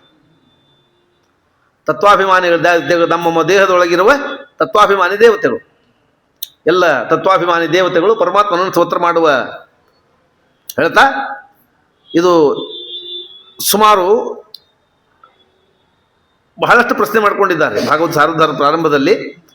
ಅದರಲ್ಲಿ ಧರ್ಮೋಪದೇಶ, ಧರ್ಮವನ್ನು ತಿಳಿಯೋ ಬಗ್ಗೆ ಹೇಗೆ, ಧರ್ಮವನ್ನು ಹೆಂಗೆ ತಿಳ್ಕೋಬೇಕು ಅಂತ 9ನೇ ಪ್ರಶ್ನೆ. ಆ 9ನೇ ಪ್ರಶ್ನೆಗೆ ಉತ್ತರ ರೂಪದಲ್ಲಿ ಹೊರಟದ್ದು ಈ ಅಧ್ಯಾಯ. ಈ ಪ್ರಕರಣ ಧರ್ಮವನ್ನು ತಿಳಿಯುವ ಕ್ರಮ ಏನು, ಹೆಂಗೆ ತಿಳ್ಕೋಬೇಕು ನಾವು ಅಂತ ಪ್ರಶ್ನೆ ಬಂದಾಗ ಅದಕ್ಕೆ ಉತ್ತರ ರೂಪದಲ್ಲಿ ಹೊರಟದ್ದು ಈ ಪ್ರಕರಣ, ಧರ್ಮೋಪದೇಶ ಪ್ರಕರಣ. 8 ಸಂಖ್ಯೆಗಳ ಸಮಾಧಾನವನ್ನು ಹೇಳಿ ಇಲ್ಲಿವರೆಗೆ ಸಾಧನೆಗಳನ್ನು ಹೆಂಗೆ ಮಾಡಬೇಕು ಅಂತ ಹೇಳ್ತಾ ಬಂದಿದ್ದಾಯ್ತು. ವೈರಾಗ್ಯ ಹೇಳಿದರು, ಮಹನ್ನಿಂದ ಅವರ್ಜನ, ಮಹತ್ ಸಮಾಗಮ, ದೊಡ್ಡವರ ಸಭಾ ಇತ್ಯಾದಿಗಳನ್ನು ಮಾಡಬೇಕು, ಸಾಧನೆಗಳನ್ನು ಮಾಡಬೇಕು ಅಂತ ಹೇಳಿದರು. ಈ ಸಾಧನವನ್ನು ಮಾಡುವ ಕ್ರಮ ಹೇಗೆ, ಅನುಷ್ಠಾನ ಹೇಗೆ, ಈ ಸಾಧನವನ್ನು ಮಾಡಿದರೆ ನಮಗದರಿಂದ ಬಿಂಬೋಪದ ಉಪಾಸನೆಯನ್ನು ಮಾಡುವ ಯೋಗ ದೊರಕಬೇಕು. ಮೋಕ್ಷ ಆಗಬೇಕು ಅಂತಂದ್ರೆ ಬಿಂಬಾಪರೋಕ್ಷ ಆಗಬೇಕು. ಬಿಂಬನ ಅಪರೋಕ್ಷ ಆಗದೆ ಯಾರಿಗೂ ಮೋಕ್ಷ ಇಲ್ಲ. ಎಷ್ಟು ಭಗವದ್ ದರ್ಶನ ಆದರೂ ಮೋಕ್ಷ ಆಗೋದಿಲ್ಲ. ಬಿಂಬಾಪರೋಕ್ಷ ಆಗಿಲ್ಲ ಅಂತ ಆದರೆ ಎಷ್ಟು ಭಗವದ್ ದರ್ಶನ ಆದರೂ ಮೋಕ್ಷ ಆಗೋದಿಲ್ಲ. ಆದ್ದರಿಂದ ಬೇರೆ ಯಾವ ಭಗವದ್ ರೂಪಗಳ ದರ್ಶನವೂ ಮೋಕ್ಷ ಸಾಧನವಲ್ಲ. ಯೋಗ್ಯನಾಗಿದ್ದರೆ, ಮೋಕ್ಷಕ್ಕೆ ಯೋಗ್ಯನಾಗಿದ್ದರೆ ಬೇರೆ ಭಗವದ್ ರೂಪಗಳ ದರ್ಶನ ಅಪರೋಕ್ಷ ಜ್ಞಾನದ ಮಾರ್ಗದಲ್ಲಿ ಇರುವ ವಿಘ್ನಗಳನ್ನು ಪಾಪಗಳನ್ನು ಕತ್ತರಿಸಿ ಹಾಕುತ್ತಷ್ಟೆ. ಅಪರೋಕ್ಷ ಜ್ಞಾನ ಆಗ್ಲಿಕ್ಕೆ ನಮಗೆ ಪಾಪಗಳಿದೆ, ವಿಘ್ನಗಳಿದೆ. ಆ ಪಾಪವನ್ನು ಕತ್ತರಿಸಿ ಹಾಕಿ ಅಪರೋಕ್ಷ ಜ್ಞಾನಕ್ಕೆ ಸಾಧನ ಆಗ್ತದೆ. ಇಲ್ಲೇ ಇದ್ದವರಿಗೆ ಅದು ಆಗೋದಿಲ್ಲ. ಇಲ್ಲೇ ಇದ್ದವರಿಗೆ ಅದು ಆಗೋದಿಲ್ಲ. ರಾಮಕೃಷ್ಣರನ್ನು ಎಷ್ಟು ಜನ ನೋಡಿದರು? ರಾಮಕೃಷ್ಣರು ಭೂಮಿಯಲ್ಲೇ ಅವತಾರ ಮಾಡಿದರು, ಭೂಮಿಯಲ್ಲೇ ಮನುಷ್ಯರಂತೆ ಓಡಾಡಿದರು, ಜನರ ಮಧ್ಯದಲ್ಲೇ ಇದ್ದರು. ಕೃಷ್ಣ ಅಂತೂ 18 ಸರ್ತಿ ಯುದ್ಧ ಮಾಡಿದ. 18 ಅಕ್ಷೋಣಿ ಜರಾಸಂಧ ತಗೊಂಡ್ಬಂದಿದ್ದ. ಕೊನೆಗೆ ಯುದ್ಧದಲ್ಲಿ ನಿಂತಿದ್ದ. ಬರೀ ಯುದ್ಧದಲ್ಲೇ ಕಾಲ ಕಳೆದ ಕೃಷ್ಣ ಪಾಪ. ಕೃಷ್ಣ ಹೆಚ್ಚು ಸಮಯ ಕಳೆದದ್ದು ಯುದ್ಧರಂಗದಲ್ಲೇ ಹೋಯ್ತು. ಆ ರಣರಂಗದಲ್ಲಿ ನಡೆದ ಸೈನಿಕರೆಲ್ಲ ಮಹಾಭಾರತದ 18 ಅಕ್ಷೋಣಿ ಅಂತ ನೀವು ಸಾರಿ ಗಾಬರಿ ಆಗ್ತದೆ ಜನಸಂಖ್ಯೆ ಕೇಳಿ. ಇಂಥದ್ದು 18 ಸರ್ತಿ ಬಂದಿತ್ತು ಹಿಂದೆನೆ. ಒಬ್ಬನೇ ಯುದ್ಧ ಮಾಡಿದ್ದ ಕೃಷ್ಣ, ಜರಾಸಂಧ ತಂದಿದ್ದ. ಆ ಎಲ್ಲ ಸೈನಿಕರು ನೋಡಿದ್ರು ಕೃಷ್ಣನನ್ನು. ಆದರೆ ಅದರಿಂದ ಎಷ್ಟು ಜನಕ್ಕೆ ಭಕ್ತಿ ಬಂತು? ಎಷ್ಟು ಜನಕ್ಕೆ ಅವನು ಸರ್ವೋತ್ತಮ ಅಂತ ಗೊತ್ತಾಯ್ತು? ಎಷ್ಟು ಜನ ಅವನಿಗೆ ಭಕ್ತಿ ಮಾಡಿದರು? ಹಾಗಾಗಿ ಕೇವಲ ಭಗವದ್ ದರ್ಶನ ಉಪಯೋಗ ಆಗೋದಿಲ್ಲ. ಭಕ್ತಿಯಿಂದ ಮಾಡಿದರೆ ಉಪಯೋಗ ಆಗತ್ತೆ. ಭಕ್ತಿಯಿಂದ ಮಾಡಿದರೆ ಸ್ವಲ್ಪ ಉಪಯೋಗ ಆಗ್ತದೆ. ಆ ಭಕ್ತಿಯಿಂದ ಮಾಡಿದ್ರು ರಾಮಕೃಷ್ಣನ ಭಕ್ತಿಯಿಂದ ನೋಡಿದ ಅಪರೋಕ್ಷ ಜ್ಞಾನ ಆಗೋದಿಲ್ಲ. ನಮಗೆ ನಮ್ಮ ಬಿಂಬದ ದರ್ಶನವೇ ಮೋಕ್ಷಕ್ಕೆ ಸಾಧನ, ಬಿಂಬ ದರ್ಶನ ಆಗಬೇಕು. ಹಾಗಾದ್ರೆ ಅದು ಮಾಡೋದು ವ್ಯರ್ಥ ಅಂತಲ್ಲ. ಮತ್ತೆ ಅದನ್ನ ಮಾಡೋದು ವ್ಯರ್ಥ ಅಂತಲ್ಲ. ಬೇರೆ ಭಗವದ್ ರೂಪಗಳ ಉಪಾಸನೆ ಮಾಡೋದು ವ್ಯರ್ಥವಲ್ಲ. ಯಾಕಂದ್ರೆ ಅಪರೋಕ್ಷ ಜ್ಞಾನದ ಸಾಧನೆಗೆ ಇವೆಲ್ಲ ಅವಶ್ಯಕವಾದದ್ದು. ಯಾಕಂದ್ರೆ ಪುಣ್ಯ ಬೇಕಲ್ಲ. ಅಪರೋಕ್ಷ ಜ್ಞಾನ ಆಗೋದೇ ಪುಣ್ಯದಿಂದ. ಆ ಪುಣ್ಯ ಬರೋದೇನು? ಭಗವದ್ ದರ್ಶನದಿಂದ, ಭಗವಂತನ ಕಥೆ ಕೇಳೋಣದ್ರಿಂದ, ಭಗವಂತ ಮಹಾತ್ಮೆ ತಿಳಿಯೋದ್ರಿಂದ ಪುಣ್ಯ ಸಾಧನೆ ಆಗೋದು. ಅದರಿಂದ ಪುಣ್ಯ ಅವಶ್ಯವಾಗಿ ಬೇಕೇ ಬೇಕು. ಆದರೆ ಕೊನೆಯದು ಅಪರೋಕ್ಷ ಜ್ಞಾನ ಮೋಕ್ಷಕ್ಕೆ. ಅದನ್ನೊಂದೇ ಮಾಡ್ತೀವಿ ಅಂದ್ರೆ ಆಗೋದಿಲ್ಲ. ಒಬ್ಬನು ಊಟ ಮಾಡ್ತಿದ್ದ ಅವನಿಗೆ ಕೊನೆ ತುತ್ತು ಹಾಕೊಂಡು ಕೊಳ್ಳೆ ಹೊಟ್ಟೆ ತುಂಬಿಡ್ತು. ಕೊನೆ ತುತ್ತು ಹಾಕೊಂಡು ಕೊಳ್ಳೆ ಹೊಟ್ಟೆ ತುಂಬ್ತಾ ಅವ ಅನ್ನಂತ. ಸುಮ್ಮನೆ ಇಷ್ಟೆಲ್ಲ ಊಟ ಮಾಡಿ ಇಷ್ಟೆಲ್ಲ ತುತ್ತು ಹಾಕೊಂಡು ಒದ್ದಾಡದೆ ಇದೇ ತುತ್ತು ಮೊದಲೇ ಹಾಕೊಂಡ್ಬಿಟ್ಟಿದ್ದು ಹೊಟ್ಟೆ ತುಂಬಿಡ್ತಿತ್ತು ನನಗೆ ಅನ್ಕೊಂಡು. ಕೊನೆ ತುತ್ತೇನು ಹಾಕೊಂಡೆ ಇದನ್ನೇ ಮೊದಲು ಹಾಕೊಂಡ್ಬಿಟ್ಟಿದ್ರೆ ಈ ತುತ್ತಿಗೆ ಹೊಟ್ಟೆ ತುಂಬ್ತಿತ್ತು ನನಗೆ. ಮೊದಲು ಹಾಕೊಂಡು ತುತ್ತೆಲ್ಲ ವ್ಯರ್ಥ ಅಂದವ. ಆದ್ರೆ ಆ ಕೊನೆ ತುತ್ತಿಗೆ ಹೊಟ್ಟೆ ತುಂಬಿದ್ದು ಮೊದಲು ಅಷ್ಟೆಲ್ಲ ತುತ್ತು ಊಟ ಮಾಡಿದ್ದಿ ಅಂತ. ಅಷ್ಟೆಲ್ಲ ನೀನು ತುತ್ತು ಊಟ ಮಾಡಿದ್ದಿ ಅಂತ ಅನ್ನೋದಕ್ಕೆ ಈ ತುತ್ತಿಗೆ ಹೊಟ್ಟೆ ತುಂಬ ನಿನಗೆ. ಹಾಗಾಗಿ ಆ ಕೊನೆ ತುತ್ತನ್ನು ಮೊದಲೇ ಉಣ್ತೀನಿ ಅಂದ್ರೆ ಅದು ಮೊದಲೇ ತುತ್ತು ಆಗ್ತಿತ್ತು. ಕೊನೆ ತುತ್ತು ಬೇರೆ ಮತ್ತೆ ನೀನು ಉಣ್ಲೇಬೇಕಾಗ. ಹಾಗೆ ಅಪರೋಕ್ಷ ಜ್ಞಾನ ಕೊನೆಯ ಸಾಧನ ಅಂದ ಮಾತ್ರಕ್ಕೆ ಅದನ್ನೇ ಮೊದಲು ಮಾಡ್ತೀನಿ ಅಂದ್ರೆ ಕೊನೆಯದನ್ನು ಮೊದಲು ಮಾಡೋದು ಹೇಗೆ? ಅದು ಕೊನೆಗೆ ಬರುವುದು ಅಂತ ಆದಮೇಲೆ ಅದನ್ನು ಕೊನೆಗೆ ಮಾಡ್ಬೇಕು ನೀನು. ಅದು ಕೊನೆಗೆ ಬರುವುದು ಅಂತ ಆದಮೇಲೆ ಅದಕ್ಕಿಂತ ಮೊದಲು ಬರೋ ಸಾಧನೆಗಳನ್ನು ಮಾಡ್ಕೊಂಡು ಹೋದ್ರೆ ಅದು ಕೊನೆಗೆ ನೀನು ಮುಟ್ಟು. ಒಂದು ಮಾತು ಹೇಳ್ತಾರಲ್ಲ, ಎಷ್ಟು ದೊಡ್ಡ ಪಯಣ ಆದರೂ ಮೊದಲು ಹೆಜ್ಜೆಯಿಂದನೇ ಶುರು ಮಾಡಬೇಕು. ನಾನು 10 ಹೆಜ್ಜೆ ಹೋಗೋದಿದ್ರು 1 ಹೆಜ್ಜೆಯಿಂದನೇ 1ನೇ ಹೆಜ್ಜೆ ಶುರು ಮಾಡಬೇಕು. 1000 ಹೆಜ್ಜೆ ಹೋಗೋದಿದ್ರು 1ನೇ ಹೆಜ್ಜೆಯಿಂದ ಶುರು ಮಾಡಬೇಕು. 1000 ಕಿಲೋಮೀಟರ್ ಹೋಗೋದಿದ್ರು 1ನೇ ಹೆಜ್ಜೆಯಿಂದ ಶುರು ಮಾಡಬೇಕು. ಹಾಗಾಗಿ ಪಯಣ ಎಷ್ಟು ದೊಡ್ಡದು ಅಂತ ಅನ್ನೋದು ಬಹಳ ದೊಡ್ಡ ಪ್ರಶ್ನೆ ಅಲ್ಲ. ಅಂತೂ ಪಯಣ ಮಾತ್ರ ಹೆಜ್ಜೆ ಮೇಲೆ ಹೆಜ್ಜೆನ ಹಿಡಿದಾನೆ ಹೋಗಬೇಕು. ಹಾಗಾಗಿ ಇದು ಮೋಕ್ಷದ ಪಯಣ ಅಂತ ಆದ ಮೇಲೆ ಇವೆಲ್ಲ ಸಾಧನಗಳು ಒಂದೊಂದೇ ಮಾರ್ಗ, ಅದಕ್ಕೆ ಪಯಣ ಇದ್ದ ಹಾಗೆ ಅದನ್ನು ಕ್ರಮವಾಗಿ ಮಾಡ್ತಾ ಹೋಗಬೇಕು. ಹೀಗೆ ನಮಗೆ ಅಪರೋಕ್ಷ ಜ್ಞಾನಕ್ಕೆ ಸಾಧನವಾಗುವ ರೀತಿಯಲ್ಲಿ ಇದನ್ನು ತಿಳಿಯೋದು ಹೇಗೆ? ನಮಗೆ ಅಪರೋಕ್ಷ ಜ್ಞಾನ ಆಗೋದು ಹೇಗೆ? ಯಾವಾಗ ನಾವು ಬಿಂಬವನ್ನು ಉಪಾಸನೆ ಮಾಡುವ ಯೋಗ ಬರ್ತದೆ. ಈ ಬಿಂಬಾಪರೋಕ್ಷವನ್ನು ಪಡೀಲಿಕ್ಕೆ ಬೇಕಾದ ಸಾಧನವೇನು ಅಂತ ಪ್ರಶ್ನೆ. ವಿಷ್ಣುತೀರ್ಥರು ಇದಕ್ಕೆ ಕೊಡುವ ಅನುಕ್ರಮಣಿಕ ಇದೆ. ಬಿಂಬಾಪರೋಕ್ಷವನ್ನು ಪಡೀಲಿಕ್ಕೆ ಬೇಕಾದ ಸಾಧನ ಏನು ಅಂದಾಗ 30 ಭಾಗವತ ಧರ್ಮಗಳು. ಈ 30 ಭಾಗವತ ಧರ್ಮಗಳನ್ನು ಮಾಡಿದರೆ ಬಿಂಬಾಪರೋಕ್ಷವನ್ನು ಮಾಡಲಿಕ್ಕೆ ಬೇಕಾದ ಯೋಗ ಬರ್ತದೆ, ಬಿಂಬಾಪರೋಕ್ಷ ಆಗ್ತದೆ ಅಂಥೇಳಿ ಬಿಂಬಾಪರೋಕ್ಷಕ್ಕೆ ಬೇಕಾದ ಸಾಧನಗಳು ಈ 30. ಅದರಲ್ಲಿ ಇದರಿಂದ ಈ ಅಪರೋಕ್ಷ ಇದರ ಜ್ಞಾನದಿಂದ, ಇದರ ಅನುಷ್ಠಾನದಿಂದ ಬಿಂಬಾಪರೋಕ್ಷ ಆಗ್ತದೆ ಅಂತ ಹೇಳಿ ಉತ್ತರ ಕೊಡ್ತಾ ಈ ಭಾಗವತದ 30 ಧರ್ಮಗಳನ್ನು ಇಲ್ಲಿ ಹೇಳಿಕೊಡ್ತಾ ಇದ್ದಾರೆ. ಹಾಗಾಗಿ 30 ಭಾಗವತ ಧರ್ಮಗಳು ಬಿಂಬಾಪರೋಕ್ಷಕ್ಕೆ, ಅವನ ಅಪರೋಕ್ಷ ಜ್ಞಾನಕ್ಕೆ ಸಾಧನವಾದದ್ದು. ಇದು ಮಾತ್ರ ಅಂತಲ್ಲ, ಮತ್ತೆ ಇದು ಮಹತ್ವ, ಅದಕ್ಕೊಂದು ಸಾಧನ ಅಂತ ಹೇಳಿದಷ್ಟೇ ಹೊರತಾಗಿ ನಾವು ಮಾಡುವ ಯಾವ ಕರ್ಮವೂ ಅಪರೋಕ್ಷ ಜ್ಞಾನಕ್ಕೆ ಸಾಧಕ. ನಾವು ಮಾಡುವ ಯಾವ ಕರ್ಮವೂ ಅದು ನಿಷ್ಕಾಮ ಕರ್ಮ ಆಗಿದ್ರೆ ಮಾತ್ರ, ಅಂದರೆ ಫಲದ ಅಪೇಕ್ಷೆ ಇಲ್ಲದೆ ಭಗವಂತ ಪ್ರೀತನಾಗಲಿ ಅಂತ ಉದ್ದೇಶ ಇಟ್ಟುಕೊಂಡು ಮಾಡಿದ ಎಲ್ಲ ಕರ್ಮಗಳು ಅಪರೋಕ್ಷ ಜ್ಞಾನಕ್ಕೆ ಸಾಧಕ. ಬೇರೆ ಫಲದ ಆಸೆಯನ್ನು ಇಟ್ಟುಕೊಂಡು ಮಾಡಿದ ಯಾವ ಕರ್ಮನೂ ಅಪರೋಕ್ಷ ಜ್ಞಾನ ಸಾಧನ ಆಗೋದಿಲ್ಲ. ಇದು ನಿರ್ಣೀತ ವಿಷಯ. ಆಚಾರ್ಯ ಗೀತಾ ಭಾಗವತ ತಾತ್ಪರ್ಯದಲ್ಲಿ ಗೀತಾ ತಾತ್ಪರ್ಯದಲ್ಲಿ 18 ಕಡೆಗೆ ಹೇಳಿದ ಮಾತು. ಹಾಗಾಗಿ ನಿಷ್ಕಾಮವಾಗಿ ಮಾಡಿದ ಕರ್ಮ ನಿವೃತ್ತ ಕರ್ಮ, ಅದು ಬರೀ ನಿಷ್ಕಾಮನೇನು ಸಾಲೋದಿಲ್ಲ. ಮತ್ತೆ ಸಾಮಾನ್ಯವಾಗಿ ಅನ್ಕೊಂಡಾರೆ ಗೀತೆಯಲ್ಲಿ ಕೃಷ್ಣ ಹೇಳ್ದ ಕರ್ಮಣ್ಯವಾಧಿಕಾರಸ್ಥೆ ಮಾ ಫಲೇಶು ಕದಾಚನ ಮಾ ಕರ್ಮ ಫಲ ಹೇತುರ್ಭೂ ಮಾತೇ ಸಂಗೋಸ್ತ್ವ ಕರ್ಮಣಿ. ಅರ್ಜುನ, ನಿನ್ನ ಕರ್ಮ ಮಾಡ್ಲಿಕ್ಕೆ ಮಾತ್ರ ಅಧಿಕಾರ, ಫಲದಲ್ಲಿ ಅಧಿಕಾರ ಇಲ್ಲ. ಆದ್ದರಿಂದ ಫಲದ ಆಸೆಯಿಂದ ಕರ್ಮ ಮಾಡಬೇಡ, ಫಲ ಇಲ್ಲ ಅಂತ ಕರ್ಮ ಮಾಡೋದು ಬಿಡಬೇಡ. ಮಾತೇ ಸಂಗೋಸ್ತು ಅಕರ್ಮಣಿ. ಅಕರ್ಮ ಅಂದ್ರೆ ಕರ್ಮ ಬಿಡೋದು. ಹೆಂಗೂ ಫಲ ಇಲ್ಲ, ಈ ಕರ್ಮವನ್ನು ಯಾಕೆ ಮಾಡಲಿ ಅಂತ ಬಿಡಬೇಡ, ಅಥವಾ ಫಲ ಇದೆ ಅಂತ ಕರ್ಮ ಮಾಡಬೇಡ. ಕರ್ಮವನ್ನು ಮಾಡಬೇಕು, ನಿನ್ನ ಅಧಿಕಾರ ಮಾಡಬೇಕು ಅಂತ ಹೇಳಿದ್ದ. ಹಾಗಾಗಿ ನಾವಿಷ್ಟು ಅನ್ಕೊಂಡ್ವಿ, ಫಲದ ಆಸೆಯನ್ನು ಬಿಟ್ಟು ಕರ್ಮ ಮಾಡಿದ್ರೆ ಸಾಕು. ಮಾಡಬೇಕು, ಫಲದ ಆಸೆ ಇಲ್ಲದೆ ಕರ್ಮ ಮಾಡಬೇಕು ನಿಜ, ಅದು ಮಾತ್ರ ಸಾಲೋದಿಲ್ಲ. ಆಚಾರ್ಯರು ಗೀತಾ ಭಾಷ್ಯದಲ್ಲಿ ಪ್ರಮಾಣ ಕೊಟ್ಟು ಹೇಳ್ತಾರೆ, ಉಪನಿಷತ್ ಭಾಷ್ಯದಲ್ಲಿ ಕೊಡ್ತಾರೆ. ಬರೇ ನಿಷ್ಕಾಮವಾದ್ರೆ ಸಾಲೋದಿಲ್ಲ, ಜ್ಞಾನಪೂರ್ವಕನೂ ಆಗಿರಬೇಕು. ನಿಷ್ಕಾಮಂ ಜ್ಞಾನಪೂರ್ವಂತು ನಿವೃತ್ತಂ ಹೇಚೋಚ್ಯತೆ ನಿವೃತ್ತಂ ಸೇವಮಾನಸ್ತು ಬ್ರಹ್ಮಾಭ್ಯೇತಿ ಸನಾತನಂ. ಯಾಕಂದ್ರೆ ನಿಷ್ಕಾಮ ಕರ್ಮವನ್ನು ಮಾಡುವವರು ಧಾರ್ಮಿಕರು ಮಾತ್ರ ಮಾಡಬೇಕು ಅಂತೇನಿಲ್ಲ. ಧರ್ಮಾಚರಣೆ ಮಾಡುವವರು ಮಾತ್ರ ನಿಷ್ಕಾಮ ಕರ್ಮ ಮಾಡ್ತಾರೆ ಅಂತಿಲ್ಲ. ಪ್ರಸ್ತುತ ಅನೇಕ ಧರ್ಮಾಚರಣೆ ಮಾಡುವ ನಾವೇ ಸಕಾಮ ಕರ್ಮವನ್ನು ಮಾಡ್ತೀವಿ. ಅನೇಕ ನಾಸ್ತಿಕರು ನಿಷ್ಕಾಮ ಕರ್ಮವನ್ನು ಮಾಡೋರಿದ್ದಾರೆ. ನಿಷ್ಕಾಮ ಕರ್ಮ ಮಾತ್ರ ಮೋಕ್ಷ ಸಾಧನ ಅಂತ ವ್ಯಾಖ್ಯಾನ ಇಟ್ಟುಕೊಂಡ್ರೆ ಈ ವ್ಯಾಖ್ಯಾನ ಇಲ್ಲಿ ತಪ್ಪಾಗ್ತದೆ. ಅನೇಕರು ನಾಸ್ತಿಕರಿದ್ದಾರೆ, ಅಥವಾ ವೈದಿಕರಲ್ಲ, ಅವರು ವೈದಿಕ ಧರ್ಮವನ್ನು ಒಪ್ಪೋದಿಲ್ಲ, ದೇವರನ್ನು ಒಪ್ಪೋದಿಲ್ಲ, ಧರ್ಮವನ್ನೇ ಒಪ್ಪೋದಿಲ್ಲ. ಆದರೆ ಬೇಕಾದಷ್ಟು ಸಮಾಜ ಸೇವೆ ಮಾಡ್ತಾರೆ, ಬೇಕಾದಷ್ಟು ಗುಂಪುಗಳನ್ನು ಕಟ್ತಾರೆ, ಚಾರಿಟೇಬಲ್ ಟ್ರಸ್ಟ್ ಮಾಡ್ಕೊಂಡಿರ್ತಾರೆ, ಬೇರೆ ಬೇರೆ ರೀತಿ ಮಾಡಿಸ್ತಾರೆ. ಏನು ಕುರುಡರಿಗೆ ಕಣ್ಣು ಹಾಕಿಸ್ತಾರೆ, ಕುಂಟರಿಗೆ ಕಾಲು ಹಾಕಿಸ್ತಾರೆ, ಹಸಿದವರಿಗೆ ಊಟ ಹಾಕಿಸ್ತಾರೆ, ಗೋಶಾಲೆಗಳಿಗೆ ಮೇವು ಕೊಡಿಸ್ತಾರೆ.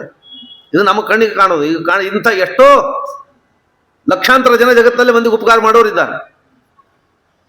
ಯಾರಿಗೋ ಅನಾನುಕೂಲ ಆಯ್ತು, ಯಾರೋ ಒಬ್ಬನ ಮಗ ತೀರ್ಕೊಂಡ ಅಂತವನು ರಕ್ತ ಸಿಗಲಿಲ್ಲ ಅಂತ ಬ್ಲಡ್ ಬ್ಯಾಂಕ್ ಮಾಡಿಟ್ಟಾನ. ತನ್ನ ಕೋಟ್ಯಾಂತರ ರೂಪಾಯಿ ಹಾಕಿ ಬ್ಲಡ್ ಬ್ಯಾಂಕ್ ಮಾಡಿಟ್ಟಾನು. ಹೀಗೆ ರಕ್ತ ಕೊಡಿಸೋರಿದ್ದಾರೆ. ಅವ್ರೇನು ಬಂದು ರಕ್ತ ಹಾಕ್ಕೊಂಡವ್ರಿಗೆಲ್ಲ ನಾ ಕೊಟ್ಟದ ರಕ್ತ ನಿಂದು ಅಂತ ಹೇಳ್ಕೊಂಬೋದಿಲ್ಲ, ನಾನು ಕೊಡಿಸಿದ ರಕ್ತ ಅಂತ ಹೇಳ್ಕೊಂಬೋದಿಲ್ಲ.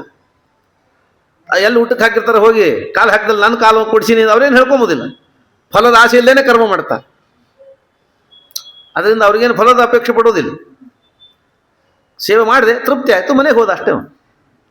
ಹಾಗಾಗಿ ಫಲದ ಆಸೆ ಇಲ್ಲದೆ ಕರ್ಮ ಮಾಡೇ ಮಾಡ್ತಾನವ. ಹಾಗಾಗಿ ನಿಷ್ಕಾಮ ಕರ್ಮ ಮಾತ್ರ ಫಲ ಮೋಕ್ಷ ಸಾಧನ ಅಂತ ಆಗಿಬಿಟ್ರೆ, ಈ ರೀತಿ ಮಾಡಿದ ಈ ಎಲ್ಲ ಸಮಾಜದ ಈ ಸೇವೆನೂ ಕೂಡ ಮೋಕ್ಷ ಸಾಧನ ಆಗಬೇಕು. ಆಗೋದೇ ಅದು ಮೋಕ್ಷ ಸಾಧನ ಅಲ್ಲ ಅಂತಾರೆ. ವ್ಯರ್ಥನೇ, ಅದು ವ್ಯರ್ಥ ಅಲ್ಲ, ಸ್ವರ್ಗ ಸಿಗುತ್ತೆ, ಅದರಿಂದ ಸ್ವರ್ಗ ಆಗತ್ತೆ. ನೀನು ಸತ್ಕರ್ಮ ಮಾಡಿದಿ, ಕಷ್ಟದಲ್ಲಿದ್ದವ್ರಿಗೆ ಅನುಕೂಲ ಮಾಡಿದಿ, ಅನಾನುಕೂಲ ಇದ್ದವರಿಗೆ ಅನಾನುಕೂಲ ಪರಿಹಾರ ಮಾಡಿದಿ, ದುಃಖದಲ್ಲಿದ್ದ ದುಃಖ ಪರಿಹಾರ ಮಾಡಿದ್ದಿ, ನಿನಗೆ ಸ್ವರ್ಗ ಸಿಗ್ತದೆ, ಮೋಕ್ಷ ಸಿಗೋದಿಲ್ಲ. ಹಾಗಾಗಿ ಮೋಕ್ಷ ಆಗಬೇಕು ಅಂದ್ರೆ ಏನಾಗಬೇಕು? ಜ್ಞಾನಪೂರ್ವಂತೂ ಜ್ಞಾನಪೂರ್ವಕ ಕರ್ಮ ಮಾಡಬೇಕು. ನಿಷ್ಕಾಮ ಫಲದ ಆಸೆ ಬಿಟ್ಟು ಕರ್ಮ ಮಾಡಬೇಕು. ಆ ಮಾಡಿದ ಕರ್ಮ ನಿನ್ನ ವರ್ಣಾಶ್ರಮೋಚಿತ ವಿಹಿತ ಕರ್ಮ ಆಗಿರಬೇಕು. ನಿನ್ನ ವರ್ಣಾಶ್ರಮಕ್ಕೆ ವಿಹಿತವಾದ ಕರ್ಮ ಆಗಿರಬೇಕು. ನೀನು ಬ್ರಾಹ್ಮಣನಾಗಿದ್ರೆ ಬ್ರಾಹ್ಮಣ ಕರ್ಮ, ಕ್ಷತ್ರಿಯ ಅಂದ್ರೆ ಕ್ಷತ್ರಿಯ ಕರ್ಮ, ವೈಶ್ಯನಾಗಿದ್ರೆ ವೈಶ್ಯ ಕರ್ಮ, ಶೂದ್ರನಾಗಿದ್ರೆ ಶೂದ್ರ ಕರ್ಮ. ನೀನು ಸನ್ಯಾಸಿ ಆಗಿದ್ರೆ ಸನ್ಯಾಸಿ ಕರ್ಮ ಮಾಡಬೇಕು, ಗೃಹಸ್ಥನಾಗಿದ್ರೆ ಗೃಹಸ್ಥನ ಕರ್ಮ ಮಾಡಬೇಕು, ಬ್ರಹ್ಮಚಾರಿ ಆಗಿದ್ರೆ ಬ್ರಹ್ಮಚಾರಿ, ವಾನಪ್ರಸ್ಥನಾಗಿದ್ರೆ ವಾನಪ್ರಸ್ಥ. ಹೀಗೆ ನಿನ್ನ ವರ್ಣಾಶ್ರಮಗಳಿಗೆ ವಿಹಿತವಾದ ನಿಷ್ಕಾಮವಾದ ಕರ್ಮವನ್ನು ಜ್ಞಾನಪೂರ್ವಕವಾಗಿ ಮಾಡಬೇಕು. ಜ್ಞಾನ ಏನದು? ದೇವರು ಮಾಡಿಸುವ, ದೇವರು ಸ್ವತಂತ್ರ ಕರ್ತ, ನಾನು ಕರ್ತೃವಲ್ಲ. ಈ ಎಲ್ಲ ಮಾಡಿದ ಕರ್ಮವನ್ನು ಮಾಡಿಸುವ ದೇವರು, ಇದಕ್ಕೆ ಫಲ ಕೊಡುವವ ದೇವರು ಅಂತ ಇಷ್ಟು ಜ್ಞಾನಪೂರ್ವಕವಾಗಿ ಕರ್ಮ ಮಾಡಿದರೆ ಮೋಕ್ಷ ಸಾಧನ. ಜ್ಞಾನ ಇಲ್ಲದೆ ನಿಷ್ಕಾಮ ಕರ್ಮ ಮಾಡಿದರೆ ಸ್ವರ್ಗ ಸಾಧನ. ಸ್ವರ್ಗ ಸಿಗ್ತದೆ, ಈ ಲೋಕದಲ್ಲೇ ಸುಖ ಸಿಗ್ತದೆ.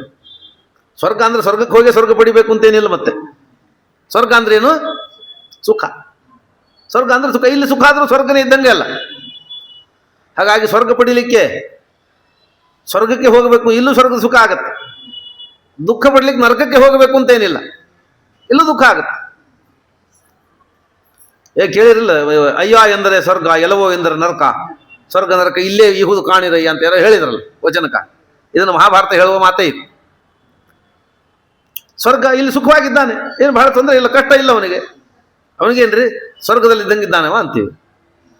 ನರಕ ಎಲ್ಲಿರ್ತದೆ? ನರಕ KMCಗೆ ಹೋಗಿ ಜನರಲ್ ವಾರ್ಡ್ ನೋಡ್ಕೊಂಬರಿ, ನರಕ ಹೆಂಗಿರ್ತದೆ ಅಂತ ಗೊತ್ತಾಗತ್ತೆ. ಹಾಗಾಗಿ ಸ್ವರ್ಗ ನರಕಗಳಿಗೆ ಹೆಸರಿಲ್ಲೇ ಇದ್ರೂ ಅದರ ಅನುಭವ ಇಲ್ಲೇ ಆಗುತ್ತೆ. ಹಾಗಾಗಿ ಸುಖ ದುಃಖಗಳು ಇಲ್ಲೂ ಆಗುತ್ತೆ. ಹಾಗಾಗಿ ಈ ಮಾಡಿದ ಪುಣ್ಯಗಳಿಂದ ಸುಖ ದುಃಖಗಳ ಅನುಭವ ಆಗ್ತದೆ ಇಲ್ಲೇ, ಅಥವಾ ಸ್ವರ್ಗಾದಿಗಳು ಸಿಗ್ತದೆ. ಆದರೆ ಮೋಕ್ಷಕ್ಕೆ ಸಾಧಕ ಆಗೋದಿಲ್ಲ. ಯಾಕಂದ್ರೆ ಮೋಕ್ಷ ಸಾಧನ ಆಗೋದು ಭಗವಂತನ ಅನುಗ್ರಹದಿಂದ ಆಗೋದು. ಆ ಭಗವಂತನ ಅನುಗ್ರಹ ಜ್ಞಾನದಿಂದ ಮಾತ್ರ ಆಗೋದು. ಜ್ಞಾನೇನೈವ ಪರಂಪದಂ, ಜ್ಞಾನದಿಂದ ಮಾತ್ರ ಮೋಕ್ಷ. ಜ್ಞಾನ ಇಲ್ಲದೆ ಮೋಕ್ಷ ಇಲ್ಲ ಅಂತ ಹೇಳಿದ ಮೇಲೆ ಬೇರೆ ಯಾವ ಸಾಧನವೂ ಮೋಕ್ಷ ಸಾಧನ ಆಗೋದಿಲ್ಲ. ಆದ್ದರಿಂದ ತನಗೆ ವಿಹಿತವಾದ ಕರ್ಮವನ್ನು ಮಾಡುವವನಿಗೆ ಈ ಎಚ್ಚರಿಕೆ ಇರಬೇಕು. ತನಗೆ ವಿಹಿತವಾದ ವರ್ಣಾಶ್ರಮೋಚಿತವಾದ ಕರ್ಮವನ್ನು ಮಾಡುವವನಿಗೆ ಈ ಎಚ್ಚರಿಕೆ ಇರಬೇಕು. ನಾನು ಮಾಡುವ ಪ್ರತಿಯೊಂದು ಕರ್ಮವೂ ನನ್ನ ಅಪರೋಕ್ಷ ಜ್ಞಾನಕ್ಕೆ ಸಾಧನ ಆಗಬೇಕು. ಬೇರೆ ಯಾವುದಕ್ಕೆ ಸಾಧನ ಆದರೂ ಅದು ಉಪಯೋಗ ಇಲ್ಲ. ಯಾಕಂದ್ರೆ ಒಂದು ಗುರಿ ಅಂತ ಇಟ್ಕೊಂಡು ಹೊರಟಾಗ ಮಧ್ಯದಲ್ಲಿ ಬರುವ ಯಾವ ನಿಲ್ದಾಣವೂ ಅವನ ಗುರಿ ಅಲ್ಲ. ಎಲ್ಲ ಯಾವ ನಮ್ದು ಅವಸ್ಥೆ ಹೆಂಗಾಗತ್ತೆ, ಮೋಕ್ಷ ಪಡಿಬೇಕು ಅಂತ ಹೊರಟಿರ್ತೀವಿ, ಒಳ್ಳೆ ಸಂಸಾರ ಸಿಕ್ತು, ಹೆಂಡತಿ ಚೆನ್ನಾಗಿದ್ದಾಳೆ, ಇಲ್ಲೇ ಸಿಕ್ಕಿದ್ಬಿಟ್ಟೆ, ಚೆನ್ನಾಗಿದ್ದೀವಿ ಅಂತ ಇದ್ದು ಬಿಡ್ತಾನೆ. ಒಳ್ಳೆ ಗಂಡ ಸಿಕ್ಕ, ಇಲ್ಲೇ ಸುಖವಾಗಿದ್ದು ಬಿಟ್ಟಿವಿ ಅಂತ ತಿಳ್ಕೊತಾನೆ. ಒಳ್ಳೆ ಮಕ್ಕಳು ಸಿಕ್ಕರು, ಇಲ್ಲೇ ಸುಖವಾಗಿದ್ದೀವಿ ಅಂತ ತಿಳ್ಕೊತಾನೆ. ಅದು ಕಷ್ಟ ಬಂದರೆ ಇದು ಯಾರಿಗೆ ಬೇಕಾಗಿತ್ತು, ಬೇಡಾಗಿತ್ತಪ್ಪ ಸಂಸಾರ ಕಷ್ಟ ಅಂತ ಅನ್ಕೋತಾನೆ. ಅಂತೂ ಇಲ್ಲಿ ಆಗುವ ಅನುಭವಗಳಿಂದ ಸುಖ ದುಃಖಗಳಿಂದ ಇಲ್ಲಿರಬೇಕು ಇರಬಾರ್ದು ಅಂತ ಹೇಳಿ ಅದರೊಳಗೆ ಮಗನಾಗ್ಬಿಡ್ತಾನೆ ಹೊರತು ಇದು ನನ್ನ ಗುರಿ ಅಲ್ಲ, ಇದು ನನ್ನ ಗುರಿ ಅಲ್ಲ, ಇದು ನನಗೆ ಇದೆ ಸಿಕ್ಕಿದೆ, ಇದನ್ನು ಬಿಟ್ಟು ಹೋಗ್ಲಿಕ್ಕೆ ಬರೋದಿಲ್ಲ, ಇದನ್ನು ಬಿಟ್ಟು ಹೋಗ್ಲಿಕ್ಕೆ ಬರೋದಿಲ್ಲ. ಆದ್ರಿಂದ ಇದರಲ್ಲಿ ಇದ್ದೀನಿ ನಾನು, ಆದರೆ ಇದು ನನ್ನ ಉದ್ದೇಶ ಅಲ್ಲ. ಬೆಂಗಳೂರಿಗೆ ಹೋಗ್ಬೇಕು, ನೀವು ಬಸ್ ಹತ್ತೀರಿ, ಟ್ರೈನ್ ಹತ್ತೀರಿ, ಏನೋ ಹತ್ತೀರಿ, ಬಂದೂರಾಗೆಲ್ಲ ಹೇಳಿದ್ರೆ ಹಾವೇರಿ ಬಂತು ಇಳಿದು ಬಿಡು, ಚೆನ್ನಾಗಿದೆ ಇಲ್ಲೊಂದು ತಾಸು, ದಾವಣಗೆರೆ ಬಂತು ಅಲ್ಲೊಂದು ದಿವಸ ಇಳಿದು, ತುಮಕೂರು ಬಂದ್ರೆ ಅಲ್ಲೊಂದು ದಿವಸ ಮುಟ್ಟೋದು ಯಾವಾಗ? ನಮ್ಮ ಪಯಣ ಹಂಗಾಗತ್ತೆ, ನಮ್ಮ ಪಯಣ ಹಂಗಾಗಿಬಿಡ್ತದೆ. ಎಲ್ಲಿ ಸುಖ ಕಾಣ್ತದೆ ಅಲ್ಲಿ ಕೂತ್ ಬಿಡ್ತೀವಿ ನಾವು. ಹಾಗಾಗಿ ನಮ್ಮ ಪಯಣ ಮುಂದೆ ಹೋಗುತ್ತೆ, ಲೇಟ್ ಆಗ್ತಾ ಹೋಗುತ್ತೆ. ಪಯಣ ಒಂದು ಗುರಿ ನಾವು ಮುಟ್ಲಿಕ್ಕೆ ಆಗೋದಿಲ್ಲ. ಹಾಗಾಗಿ ನಾವು ಬೆಂಗಳೂರಿಗೆ ಹೋಗ್ಬೇಕು ಅಂತಿದ್ರೆ ದಾರಿಯಲ್ಲಿ ಸಿಕ್ಕ ನಿಲ್ದಾಣಗಳನ್ನು ನೋಡ್ತೀವಿ ಅಷ್ಟೇ. ಹೌದು, ಇದು ಒಂದು ಊರು, ಮುಂದೆ ಹೋಗ್ತೀವಿ, ಯಾಕೆ ಇದು ನನ್ನ ನಿಲ್ದಾಣ ಅಲ್ಲ ನನಗೆ ಗೊತ್ತಿದೆ. ಹಾಗೆ ಸಂಸಾರದಲ್ಲಿ ಸುಖ ಬಂದರೂ ಅದು ನನ್ನ ಉದ್ದೇಶ ಅಲ್ಲ, ದುಃಖ ಬಂದರೂ ಅದು ನನ್ನ ಉದ್ದೇಶ ಅಲ್ಲ. ಅದು ಬರ್ತದೆ, ದಾರಿಯಲ್ಲಿ ಅನಿವಾರ್ಯವಾಗಿ ಬರ್ತದೆ, ಅದನ್ನ ಮುಟ್ಕೊಂಡು ದಾಟ್ಕೊಂಡು ಹೋಗೋದಷ್ಟೇ ನನ್ನ ಕೆಲಸ. ಅದರಲ್ಲಿ ಮಗ್ನನಾಗದೇ ಇರೋದು ಅಸಂಗ, ಮುಂದೆ ಹೇಳ್ತಾರೆ ಇದನ್ನು, ಅದು ವೈರಾಗ್ಯ. ಯಾಕಂದ್ರೆ ಗುರಿಯ ಕಡೆಗೆ ಹೋಗ್ಬೇಕು ಜೀವ. ಅಥರ್ವಣ ಉಪನಿಷತ್ತಲ್ಲಿ ಹೇಳ್ತಾರೆ, ಜೀವ ಭಗವಂತನನ್ನು ಹೆಂಗೆ ಹೋಗಿ ಸೇರಬೇಕು ಅಂದ್ರೆ ಬಾಣ ಹೋದಂಗೆ ಹೋಗ್ಬೇಕಂತ. ಪ್ರಣವೋಧನು ಶರವಶ್ಯಾತ್ಮ ಬ್ರಹ್ಮತಲ್ಲಕ್ಷ ಮುಚ್ಚತೆ ಶರವತ್ತನ್ಮಯೋ ಭವೇ. ಜೀವ ಒಂದು ಬಾಣ ಇದ್ದಂತೆ, ಬಾಣ ಬಿಟ್ಟರೆ ಹೋಗಿ ಅದು ಗುರಿಯಲ್ಲಿ ಮುಟ್ಟಬೇಕು. ಈಗ ನಾವು ಹೋಗಿ ದೇವರನ್ನು ಮುಟ್ಟಬೇಕಾದ ನಮ್ಮ ಗುರಿ ಯಾವುದು? ಭಗವಂತನ ಪಾದ. ನಮ್ಮ ಗುರಿ ಯಾವುದು? ಭಗವಂತನ ಪಾದವನ್ನು ಹೋಗಿ ಸೇರುವುದು. ಬಿಟ್ಟು ಬಾಣ ಹೋಗಿ ಗುರಿ ಸೇರುವಂತೆ ನಾವು ಹೋಗಿ ಭಗವಂತನನ್ನು ಮುಟ್ಟಬೇಕು. ಹಾಗೆ ನಾವು ಭಗವಂತನ ಪಾದ ತನಕ ಹೋಗಿ ಬೀಳಬೇಕು ಅಂತಾದ್ರೆ ಅಷ್ಟು ವೇಗದಿಂದ ಹೊಡೆಯುವ ಬಿಲ್ಲಬೇಕು. ಬಾಣವನ್ನು ಕೈಯಲ್ಲಿ ಹೋಗಿದರೆ ನೇರವಾಗಿ ಹೋಗೋದಿಲ್ಲ, ದೂರ ಹೋಗೋದಿಲ್ಲ, ಅದು ಹತ್ತಿರದಲ್ಲೇ ಬೀಳ್ತದೆ, ಎಲ್ಲ ಹೋಗಿ ಬೀಳ್ತದೆ. ಅದು ಗುರಿಯನ್ನು ಮುಟ್ಟಬೇಕು ಅಂದ್ರೆ ಅದನ್ನು ಬಿಲ್ಲಿನಲ್ಲಿ ಹೂಡಿ ಸರಿಯಾಗಿ ಗುರಿ ಇಟ್ಟು ಸರಿಯಾಗಿ ಪ್ರಯೋಗ ಮಾಡಬೇಕು. ಹಾಗೆ ಜೀವ ಭಗವಂತನ ಪಾದವನ್ನು ಹೋಗಿ ಸೇರಬೇಕು ಅಂತಂದ್ರೆ ಈ ಜೀವನನ್ನ ಯಾವ ಬಿಲ್ಲಿನಲ್ಲಿ ಹೂಡಿ ದೇವರ ಪಾದಗಳಿಗೆ ಪ್ರಯೋಗ ಮಾಡಬೇಕು? ಪ್ರಣವೋ ಧನು, ಓಂಕಾರವೇ ಧನುಸ್ಸು. ಓಂಕಾರ ಅಂದ್ರೆ ಓಂಕಾರ ಭಗವಂತನ ಗುಣಪೂರ್ಣತ್ವವನ್ನು ಹೇಳ್ತದೆ. ಹಾಗಾಗಿ ಪ್ರಣವೋಧನು ಅಂದ್ರೆ ಭಗವಂತ ಗುಣಪೂರ್ಣ ಅಂತ ಅನ್ನುವ ಚಿಂತನೆ, ಭಗವಂತ ಗುಣಪೂರ್ಣನಾಗಿದ್ದಾನೆ ಅಂತ ಅನ್ನುವ ಚಿಂತನೆ ಸಾಧನ, ಅದು ಬಿಲ್ಲು. ಅದರೊಳಗೆ ಜೀವ ತನ್ನನ್ನು ತಾನು ಇಟ್ಕೋಬೇಕು. ಶರೋಹ್ಯಾತ್ಮ, ಆ ಜೀವನೇ ಬಾಣ ಆಗಬೇಕು. ಆ ಓಂಕಾರವೆಂಬ ಬಾಣದಲ್ಲಿ ಜಿಬಿಲ್ಲದಲ್ಲಿ ತನ್ನನ್ನು ತಾನ ಬಾಣವನ್ನಾಗಿ ಹೂಡಿಕೊಂಡು ಪ್ರಯೋಗ ಮಾಡಿದರೆ ಬ್ರಹ್ಮ ತಲ್ಲಕ್ಷ ಮುಚ್ಚತೆ, ಭಗವಂತನ ಪಾದಕ್ಕೆ ಹೋಗಿ ಬೀಳ್ತಾನೆ ಜೀವ. ಶರವತ್ ತನ್ಮಯೋ ಭವೇತ್, ಬಾಣ ಹೋಗಿ ಗುರಿ ಮುಟ್ಟುವಂತೆ ನೀನು ಹೋಗಿ ಮುಟ್ತಿ. ಆದ್ರಿಂದ ಓಂಕಾರ ನಿನ್ನನ್ನ ಭಗವಂತನ ಕಡೆಗೆ ಒಯ್ದು ಹಾಕುವ ಬಿಲ್ಲು ಅಂತ ತಿಳಿ ಅಂತ ಹೇಳ್ತಾರೆ. ಓಂ ಅಂತ ಅನ್ನೋದು ಭಗವಂತನ ಗುಣಪೂರ್ಣತ್ವವನ್ನ, ಭಗವಂತನ ಸರ್ವ ವ್ಯಾಪ್ತತ್ವವನ್ನು ಹೇಳ್ತದೆ. ಆದ್ದರಿಂದ ಭಗವಂತ ಗುಣಪೂರ್ಣನಾಗಿದ್ದಾನೆ, ವ್ಯಾಪ್ತನಾಗಿದ್ದಾನೆ ಅಂತನ್ನುವ ಚಿಂತನೆ ಮುಖ್ಯ ಸಾಧನ ಅಂತ ಅಥರ್ವಣೋಪನಿಷತ್ತು ಹೇಳ್ತದೆ. ಹಾಗಾಗಿ ಕರ್ಮ ಮಾಡುವ ಪ್ರತಿಯೊಬ್ಬರಿಗೂ ಎಚ್ಚರ ಇರಬೇಕು. ನಾನು ಮಾಡುವ ಕರ್ಮಕ್ಕೆ, ಯಾವುದೇ ಕರ್ಮಕ್ಕೂ ಫಲ ಯಾವುದು? ಈ ಸಂಸಾರದಲ್ಲಿ ಸಿಗುವ ದುಃಖ ನಿವೃತ್ತಿ ಅಲ್ಲ, ಈ ಸಂಸಾರದಲ್ಲಿ ಆಗುವ ಸುಖ ಪ್ರಾಪ್ತಿನೂ ಅಲ್ಲ. ಸಂಸಾರದಲ್ಲಿ ಅಂದರೆ ಹುಬ್ಬಳ್ಳಿ ಒಳಗೆ ಸಿಗೋದು, ಬೆಂಗಳೂರೊಳಗೆ ಸಿಗೋದು, ಮುಂಬೈದೊಳಗೆ, ಅಮೆರಿಕದಲ್ಲಿ ಸಿಗೋದಲ್ಲ. ಸ್ವರ್ಗನೂ ಇದರ ಉದ್ದೇಶ ಅಲ್ಲ. ವೈರಾಗ್ಯ ಅಂದ್ರೆ ಏನು ಹೇಳ್ತಾರೆ? ಇಹಾಮುತ್ರತೆ ಫಲ ವಿರಾಗ, ಸ್ವರ್ಗದ ಮೇಲೂ ಆಸೆ ಪಡಬಾರ್ದು, ಅದು ನಿಜವಾದ ವೈರಾಗ್ಯ. ಸ್ವರ್ಗದ ಮೇಲೆ ಆಸೆ ಪಟ್ಟರೆ ಈ ಸುಖಕ್ಕಿಂತ ಹೆಚ್ಚಿನ ಸುಖ ಬೇಕು ಅಂತ ಅಪೇಕ್ಷೆ ಪಡ್ತಾ ಇದ್ದಾನಷ್ಟೇ. ಶಾಶ್ವತ ಸುಖದ ಅಪೇಕ್ಷೆ ಇಲ್ಲ ಅವನಿಗೆ. ಹಾಗಾಗಿ ಸ್ವರ್ಗದಲ್ಲಿ ಇಲ್ಲಿಗಿಂತ ಸ್ವಲ್ಪ ಹೆಚ್ಚಿನ ಸುಖ ಇದೆ ಅಷ್ಟೇ ಹೊರತಾಗಿ ಸ್ವರ್ಗನೂ ಅಶಾಶ್ವತವಾದದ್ದೇ ಅಲ್ಲ. ಹಾಗಾಗಿ ವೈರಾಗ್ಯ ಅಂದರೆ ಭೂಲೋಕದಲ್ಲಿ ಇರುವ ಸುಖ ಸಾಧನಗಳ ಮೇಲೆ ಹೆಂಗೆ ವೈರಾಗ್ಯ ಇದೆಯೋ ಸ್ವರ್ಗದ ಮೇಲೂ ಅಷ್ಟೇ ವೈರಾಗ್ಯ ಇರಬೇಕು. ಸ್ವರ್ಗ ಬೇಡ ಅಂತ ಅನ್ನಬೇಕು. ಬರ್ತದೆ ಅಂದರೆ ಬರ್ತದೆ ಅಷ್ಟೇ, ಪ್ರಾರಬ್ಧ ಇದೆ, ಪುಣ್ಯ ಇದೆ, ಬರ್ತದೆ, ಬಂದದಕ್ಕೆ ಭೋಗ ಮಾಡೋದಷ್ಟೇ. ಆದರೆ ಸ್ವರ್ಗ ಬೇಕು ಅಂತ ಅಪೇಕ್ಷೆ ಮಾಡಬಾರ್ದು. ಸ್ವರ್ಗ ಬೇಕು ಅಂತ ಅಪೇಕ್ಷೆ ಮಾಡಬಾರ್ದು. ಪುಣ್ಯ ಮಾಡಿದ ವ್ಯರ್ಥ ಇಲ್ಲ, ಬರ್ತದೆ ಅಷ್ಟೇ. ಹಾಗಾಗಿ ಪ್ರತಿಯೊಂದು ಕರ್ಮ ಮಾಡುವ ಕಾಲಕ್ಕೂ ಉದ್ದೇಶ ನನ್ನ ಅಪರೋಕ್ಷ ಜ್ಞಾನಕ್ಕಾಗಿ ಮಾಡ್ತೀನಿ ಅಂತ ಸಂಕಲ್ಪ ಮಾಡಬೇಕು. ಇದನ್ನ ಬೇರೆ ಕರ್ಮಗಳನ್ನು ಬಿಡ್ರಿ. ಸ್ನಾನ ಮಾಡೋ ಕಾಲಕ್ಕೆ, ಸಂಧ್ಯಾವಂದನೆ ಮಾಡೋ ಕಾಲಕ್ಕೆ ವಿಷ್ಣು ಪ್ರೇರಣ, ವಿಷ್ಣು ಪ್ರೀತ್ಯರ್ಥಮಂತ ಮಾತಲ್ಲಾದರೂ ಬರ್ತದೆ, ಅನುಸಂಧಾನ ಬರದೇ ಇದ್ರು ಮಾತಲ್ಲಾದರೂ ಬರ್ತದೆ. ಈ ವಾಕ್ಯವನ್ನ ಪದ್ಮನಾಭ ತೀರ್ಥರು ಶ್ರಾದ್ದ ಮಾಡೋ ಕಾಲಕ್ಕೆ ಮಾಡಬೇಕು ಅಂತ ಹೇಳ್ತಾರೆ. ಶ್ರಾದ್ದ ಮಾಡೋ ಕಾಲಕ್ಕೆ ಪಿತೃ ಪಿತಾಮಹ ಪ್ರಪಿತಾಮಹ ನಾಮ ಶರ್ಮ 3 ಮಂದಿ ಹೆಸರು, ಗೋತ್ರ, ಆ ಹೆಸರೇ ಮರ್ತು ಹೋಗಿರುತ್ತೆ ಕೆಲವರು ಪಾಪ. ಆ 3 ಮಂದಿ ಹೆಸರೇ ಅವೆಲ್ಲ ಮರ್ತು, ಪಕ್ಷಮಾಸದೊಳಗಂತೂ ಕೋಲಾಹಲ. ಎಷ್ಟು ಮಂದಿ ಹೆಸರು ಗೊತ್ತಿರುತ್ತೆ, ಅವ್ರಿಗೆ ಗೊತ್ತಿಲ್ಲ, ಗಂಡು ಗೊತ್ತಿದ್ದಾನೆ, ಹೆಂಡತಿ ಗೊತ್ತಿಲ್ಲ, ಮಕ್ಕಳು ಗೊತ್ತಿಲ್ಲ ಅಂತ ಹೇಳಿ ಒಂದು 20 ಮಂದಿ ಹೋಗಿದ್ರು 3 ಮಂದಿ ಹೆಸರು ಬರ್ಕೊಂಡು ಬಂದಿರ್ತಾರೆ. ಹಾಗಾಗಿ ಆ ಹೆಸರೇ ಮರ್ತು ಹೋದವ್ರಿಗೆ ಇಷ್ಟೆಲ್ಲ ಪ್ರಯೋಜನ, ಮೋಕ್ಷ ಸಾಧನ, ಅಪರೋಕ್ಷ ಜ್ಞಾನ ಬರೋದು ಹೇಗೆ? ಆದರೆ ಪದ್ಮನಾಭ ತೀರ್ಥರು ಸನ್ಯಾಯ ರತ್ನಾವಳಿ ಮೊದಲೇ ಅಧ್ಯಾಯದಲ್ಲಿ ಈ ವಾಕ್ಯವನ್ನು ಹೇಳ್ತಾರೆ. ಶ್ರಾದ್ದ ಮಾಡೋ ಕಾಲಕ್ಕೆ ಪಿತೃ ಪಿತಾಮಹ ಪ್ರಪಿತಾಮಹರ ಪ್ರೀತ್ಯರ್ಥವಾಗಿ ಸದ್ಗತಿ ಮಾಡಬೇಕು ಅಂತ ಕರ್ಮ, ಅನಿವಾರ್ಯ ಕರ್ಮ, ಅದರಿಂದ ಮಾಡಬೇಕು, ಮಾಡ್ತೀರಿ. ಆದರೆ ಶ್ರಾದ್ದ ಮಾಡೋ ಕಾಲಕ್ಕೆ ನನ್ನ ಅಪರೋಕ್ಷ ಜ್ಞಾನ ಪ್ರಾಪ್ತಿಗಾಗಿ ಬರೋ ಪುಣ್ಯ ಬರಲಿ ಅಂತ ಶ್ರಾದ್ದ ಮಾಡ್ತೀನಿ ಸಂಕಲ್ಪ ಮಾಡಿ ಶ್ರಾದ್ದ ಮಾಡಬೇಕು ಅಂತ ಹೇಳ್ತಾರೆ. ಹಾಗಾಗಿ ಮಾಡುವ ಶ್ರಾದ್ದವೂ ಕೂಡ ಅಪರೋಕ್ಷ ಜ್ಞಾನಕ್ಕೆ ಸಾಧನವಾಗಲಿ ಅಂತ ಮಾಡಬೇಕು. ಇದೇ ಜ್ಞಾನಪೂರ್ವ, ಇದೇ ಜ್ಞಾನ. ನಿಷ್ಕಾಮಂ ಜ್ಞಾನಪೂರ್ವ ಅಂತ ಅಂದರೆ ಈ ಶ್ರಾದ್ದಾದಿಗಳನ್ನು ಮಾಡಿದ್ರಿಂದ ಕಾಮನೆ ಅಪೇಕ್ಷೆ ಪಡಬಾರ್ದು. ಪಿತೃದೋಷ ಪರಿಹಾರ ಆಗಲಿ, ಮಕ್ಕಳಾಗಲಿ, ಮೊಮ್ಮಕ್ಕಳಾಗಲಿ, ಅದು ಆಗಲಿ, ತೊಂದರೆ ಆಗಲಿ, ಕಷ್ಟ ಪರಿಹಾರ ಆಗಲಿ ಅಂತ ಅಪೇಕ್ಷೆ ಮಾಡದೇ ಇರೋದು ನಿಷ್ಕಾಮ. ಇದು ಭಗವಂತ ಮಾಡಿಸ್ತಿದ್ದಾನೆ, ಇದರಿಂದ ಭಗವಂತ ನನಗೆ ಅಪರೋಕ್ಷ ಜ್ಞಾನ ಕೊಡ್ತಾನೆ ಅಂತ ಅನ್ಕೊಂಬೋದು ಜ್ಞಾನ. ಹಾಗಾಗಿ ಫಲದ ಆಸೆಯನ್ನು ಬಿಟ್ಟು ಜ್ಞಾನಪೂರ್ವಕವಾಗಿ ಕರ್ಮ ಮಾಡೋದು ಅಪರೋಕ್ಷ ಜ್ಞಾನಕ್ಕೆ ಸಾಧನ ಅಂತ ಆಚಾರ್ಯ ಹೇಳಿಕೊಡ್ತಾರೆ. ಹೀಗೆ ಫಲದ ಅಪೇಕ್ಷೆಯನ್ನು ಬಿಟ್ಟು ಭಗವಂತ ಮಾಡಿಸ್ತಾನೆ ಅಂತ ಜ್ಞಾನಪೂರ್ವಕವಾಗಿ ಮಾಡಿದ ಎಲ್ಲ ಕರ್ಮಗಳು ಮುಖ್ಯ ಸಾಧನ ಆಗ್ತದೆ. ಅದು ಯಾವುದೇ ಕರ್ಮ ಇರಬಹುದು. ಯಾಕಂದ್ರೆ ಜಪ ಮಾಡಿದರೆ, ಅಧ್ಯಯನ ಮಾಡಿದರೆ, ಕರ್ಮ ಮಾಡಿದರೆ, ದಾನ ಇತ್ಯಾದಿಗಳನ್ನು ಮಾಡಿದರೆ ಮೋಕ್ಷಾದಿಗಳಾಗ್ತದೆ ಅಂತ ಗೊತ್ತಿದೆ. ಆದರೆ ಎಲ್ಲರಿಗೂ ಎಲ್ಲ ಅಧಿಕಾರ ಇರ್ತದೆ. ಹಾಗಾಗಿ ಯಾರು ತಮಗೆ ವಿಹಿತವಾದ ಯಾವುದೇ ಕರ್ಮ ಮಾಡಿ ಅದನ್ನು ಫಲದ ಆಸೆಯಿಂದ ಮಾಡಬಾರ್ದು. ದೇವರು ಮಾಡಿಸ್ತಾನೆ ಅಂತ ತಿಳ್ಕೊಂಡು ಮಾಡಿದರೆ ಅದು ಯಾವುದೇ ಆಗಿರಲಿ, ಉಪಕಾರಣಿ ತಿಕ್ಲಿ, ಕಸ ಹೊಡಿಲಿ, ಗೃಹ ಕರ್ಮವ ಬ್ಯಾಸರದಲ್ಲೇ ಪರಮೋತ್ಸಾಹದಿ ಮಾಡುತ್ತಾ, ಬ್ಯಾಸರ ಇಲ್ಲೇ ಮಾಡಬೇಕು, ಫಲದ ಆಸೆಯಿಂದ ಮಾಡಬಾರ್ದು. ಮೂಜಗದ ಮಹಿತನ ಸೇವೆ ಇದೆ ಅನ್ನುತ್ತಲಿ, ಇದು ದೇವರ ಸೇವೆ ಅಂತ ಮಾಡೋದೇ ಜ್ಞಾನಪೂರ್ವ, ಅದರ ಜ್ಞಾನ. ಫಲದ ಆಸೆ ಇಲ್ಲದೆ ಮಾಡುವುದು ನಿಷ್ಕಾಮ. ಗೃಹ ಕರ್ಮ ಬ್ಯಾಸರ ಇಲ್ಲೇ ಮಾಡ್ಬೇಕು, ಫಲ ಇಲ್ಲ ಇದರಿಂದ ಇದನ್ನ ಮಾಡಿ ಏನು ಪ್ರಯೋಜನ ಅಂತ ಬಿಡಬಾರ್ದು.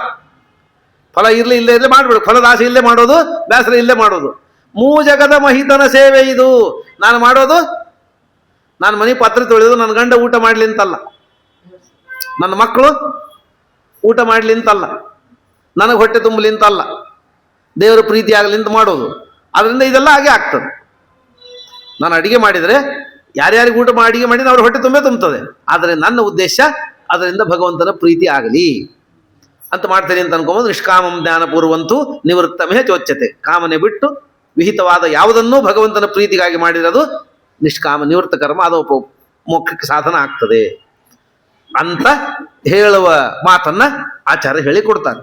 ಹಾಗಾಗಿ ಈ ತತ್ವಾಭಿಮಾನಿ ದೇವತೆಗಳಲ್ಲಿ ಸ್ತೋತ್ರ ಮಾಡ್ತಾರೆ ದೇವರನ್ನ. ಸ್ವಾಮಿನ್ ಪಾನೇನ ತೇ ದೇವ ಕಥಾ ಸುಧಾಯಾಹ, ಹೇ ಸ್ವಾಮಿ ದೇವನೇ, ನಿನ್ನ ಕಥಾಸುಧಾಯಾಹ, ಕಥಾಸುಧ ನಿನ್ನ ಚರಿತೆ ಎಂಬ ನಿನ್ನ ಕಥೆ ಎಂಬ ಅಮೃತ, ಅದರ ಪಾನ, ಅದನ್ನು ಕೇಳಿ ಪಾನ ಮಾಡು. ಆ ಅಮೃತವನ್ನು ನಿನ್ನ ಕಥಾಮೃತವೆಂಬ ಪಾನ ಮಾಡಿ ಮಾಡಿ ಪ್ರವೃದ್ಧ ಭಕ್ತ್ಯ ನಾವು ನಮ್ಮ ಭಕ್ತಿ ಹೆಚ್ಚಾಗುತ್ತೆ. ಭಾಗವತಾದಿಗಳನ್ನು ಭಗವಂತನ ಮಹಿಮೆಯನ್ನು ಕೇಳುವುದರ ಪ್ರಯೋಜನ ಏನು ಅಂದರೆ ಭಕ್ತಿ ಹೆಚ್ಚಾಗುತ್ತೆ. ಸರ್ವಂ ಭಕ್ತರ್ಥ ಮುದ್ದಿಷ್ಟಂ. ಯಾಕೆಂದರೆ ಯಾವುದರ ಮಹಿಮೆ ನಮಗೆ ಹೆಚ್ಚು ಗೊತ್ತಾಗುತ್ತೆ ಅದರ ಬಗ್ಗೆ ಗೌರವ ಜಾಸ್ತಿ ಆಗುತ್ತೆ, ಪ್ರೀತಿ ಜಾಸ್ತಿ ಆಗುತ್ತೆ. ಅದೇ ಭಕ್ತಿ. ಅದು ನಮ್ಮ ಹತ್ರ ಇರಬಹುದು, ಅದರ ಮಹಿಮೆ ಗೊತ್ತಿಲ್ಲ ಅಂದರೆ ಅದಕ್ಕೆ ನಮಗೆ ಪ್ರೀತಿ ಇಲ್ಲ, ಗೌರವ ಇಲ್ಲ. ಮಕ್ಕಳ ಕೈಯಲ್ಲಿ ಬೆಳ್ಳಿ ವಾಟಕ, ಬೆಳ್ಳಿ ತಮಗೆ ಸಿಕ್ಕರೆ ತೊಗೊಂಡು ಹೋಗಿ ಆಟ ಆಡಿ ಅಂಗಳದಾಗ ಒಳಗಡೆ ಹೋಗ್ಬಿಡ್ತದೆ. ಯಾಕಂದ್ರೆ ಅದಕ್ಕೆ ಬೆಳ್ಳಿಗೆ 2 ಲಕ್ಷ ರೂಪಾಯಿಗೆ 1 kg ಅಂತ ಗೊತ್ತಿಲ್ಲ.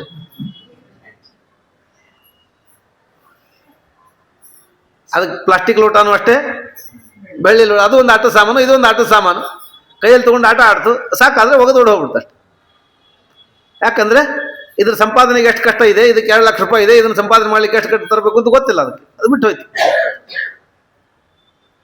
ಆದ್ರೆ ಅದನ್ನು ಕಷ್ಟಪಟ್ಟು ಸಂಪಾದನೆ ಮಾಡಿ ತಂದಿರ್ತಾನಲ್ಲ, ಅವನು ಕರೆದು ಕೈ ಮುರಿಯಂಗೆ ಹೊಡಿತಾನೆ. ಬೆಳ್ಳಿ ಸಾಮಾನು ಎಲ್ಲಿ ಬೇಕಲ್ಲ ಒಗೆದು ಹೋಗ್ತಿ, ಆ ಕೂಸಿಗೆ ಬುದ್ಧಿಲ್ಲ ಕೊಟ್ಟು ನಿಂಗೆ ಬುದ್ಧಿಲ್ಲ ಅಂತ ಹೇಳಿ ಇಬ್ಬರಿಗೆ ಹೆಂಡತಿಗೂ ಮಕ್ಕಳಿಗೆ ಎಲ್ಲರಿಗೂ ಮಂಗಾರತಿ ಆಗ. ಯಾಕೆಂದ್ರೆ ಅದರ ಬೆಲೆ ಅವನಿಗೆ ಗೊತ್ತಿದೆ. ಆ ಮಗುವಿನ ಹತ್ರ ಪದಾರ್ಥ ಇದೆ, ಆದ್ರೆ ಅದರ ಬೆಲೆ ಗೊತ್ತಿಲ್ಲ, ಹಾಗಾಗಿ ಅದು ಒಗೆದು ಹೋಯ್ತು. ಹಾಗಾಗಿ ಪದಾರ್ಥ ಇರೋದು ಬಹಳ ಮಹತ್ವದಲ್ಲ, ಇದ್ದ ಪದಾರ್ಥದ ಬೆಲೆ ಗೊತ್ತಿರಬೇಕು. ಹೀಗೆ ಭಗವಂತನ ಮಹಿಮೆಯನ್ನು ಶ್ರವಣ ಮಾಡ್ತಾ ಮಾಡ್ತಾ ಮಾಡ್ತಾ ಭಗವಂತನ ಮಹಿಮೆ ನಮಗೆ ಗೊತ್ತಾಗುತ್ತೆ. ಹೆಚ್ಚು ಮಹಿಮೆ ಗೊತ್ತಾದಷ್ಟು ಆ ಭಗವಂತನಲ್ಲಿ ನಮಗೆ ಭಕ್ತಿ ಜಾಸ್ತಿ ಆಗುತ್ತೆ. ಭಕ್ತಿ ಅಂದ್ರೆ ಸ್ನೇಹ, ಬೆಲೆ ಜಾಸ್ತಿ ಆದಷ್ಟು ಸ್ನೇಹ ಜಾಸ್ತಿ ಆಗ್ತದಲ್ಲ. ಬಂಗಾರ ಬೆಲೆ ಜಾಸ್ತಿ ಆದಷ್ಟು ಜಾಸ್ತಿ ಮುಚ್ಚಿಡ್ತಾರೆ ಅದನ್ನು. ಮೊದಲು ಹಾಕೊಂಡು ಹೋಗೋ ಮುಂದೆ ಎಚ್ಚರಿಕೆ, ಬಂಗಾರ ಹಾಕೊಂಡು ತಂತಿದ್ರು. ಬಂಗಾರ ಭಾಳ ಜಾಸ್ತಿ ಆದಮೇಲೆ ಬ್ಯಾಡ್ ಮನೇಲಿ ಇಟ್ಕೊಳ್ಳಿ ಬೇಡ್ರಿ, ಲಾಕರ್ನಾಗ ಇಟ್ಟು ಬಂದ್ಬಿಡ್ರಿ. ಭಾಳ ಜಾಸ್ತಿ ಆಯಿತು, ಸುಮ್ಮನೆ ಕಾಯೋದು ಕಷ್ಟ, ಹಾಕೊಂಡು ಹೋಗೋದು ಅಪಾಯಸೊಳಗೆ ಕಷ್ಟ, ಸುಮ್ಮನೆ ಜೀವಕ್ಕೆ ಸುತ್ತ ಬರ್ತದೆ, ಏನು ಬೇಡ ತೆಗೆದಿಟ್ಬಿಡ್ರಿ ಅಂತ ಹೇಳಿ ಎಷ್ಟಿದ್ರು ಮತ್ತದು ಲಾಕರ್ಗೆ. ಮತ್ತು ಇವ್ರು ಹೆಂಗೆ ಅಡ್ಡಾಡೋದು, ನಿರಾಭರಣ ಸುಂದರಿ ಅಂತ ಓಡಾಡೋದಷ್ಟೇ. ಯಾಕಂದ್ರೆ ಅದನ್ನು ಕಾಯೋದು ಕಷ್ಟ ಆಗಿದೆ ಅಂತ. ಹಾಗೆ ಭಗವಂತನ ಕಥೆಯನ್ನು ಕೇಳ್ತಾ ಕೇಳ್ತಾ ಕೇಳ್ತಾ ಕೇಳ್ತಾ ಪ್ರವೃದ್ಧ ಭಕ್ತ್ಯ, ಭಕ್ತಿ ಹೆಚ್ಚಾಯ್ತು. ಭಕ್ತಿ ಹೆಚ್ಚಾಗಿ ಏನಾಯ್ತು, ಪ್ರವೃದ್ಧ ಭಕ್ತ್ಯ ವಿಷದಾಶಯಾಯೇ. ಆಶಯ ಅಂದ್ರೆ ಅಂತಃಕರಣ. ಭಕ್ತಿ ಹೆಚ್ಚಾದಷ್ಟು ಅಂತಃಕರಣ ಶುದ್ಧ ಆಯ್ತು.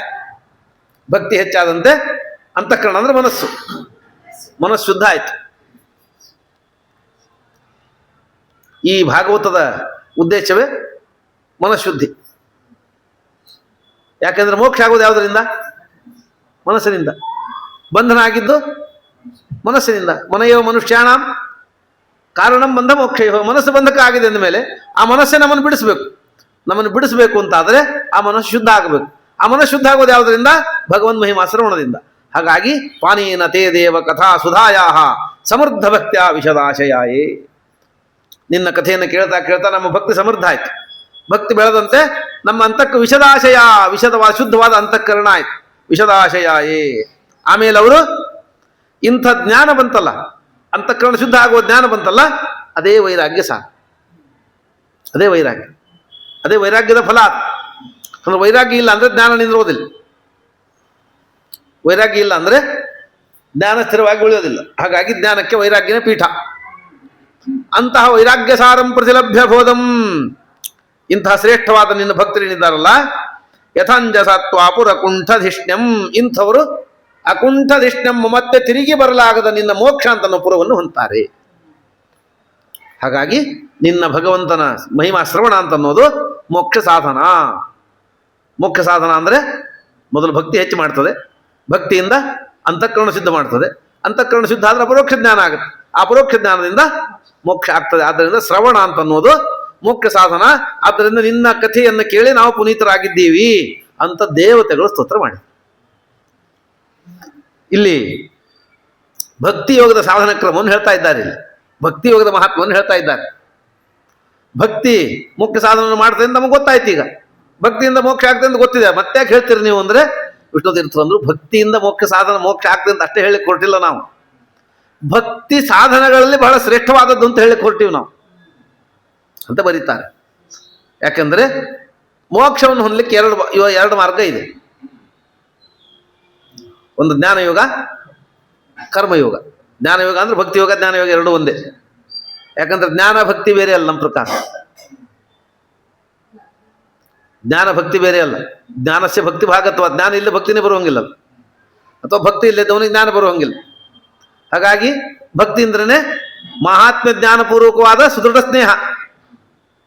ಭಗವಂತನ ಜ್ಞಾನದಿಂದ ಬಹಳ ಸರಿಯಾಗಿ ಜ್ಞಾನ ತಿಳ್ಕೊಂಡಾದ ಮೇಲೆ ದೇವರಲ್ಲಿ ಮೂಡಿದ ಸ್ನೇಹವೇ ಭಕ್ತಿ. ಆದ್ದರಿಂದ ಜ್ಞಾನ ಭಕ್ತಿ, ಜ್ಞಾನಯೋಗ ಭಕ್ತಿ ಯೋಗ ಎರಡೂ ಒಂದೇ. ಇನ್ನೊಂದು ಕರ್ಮಯೋಗ. ನಮ್ಮಲ್ಲಿ ಕರ್ಮಯೋಗನೂ ಬೇರೆ ಇಲ್ಲ. ಮತ್ತೆ ಆಚಾರ ಪ್ರಕಾರ ಕರ್ಮಯೋಗನೂ ಬೇರೆ ಅಂತೇನಲ್ಲ.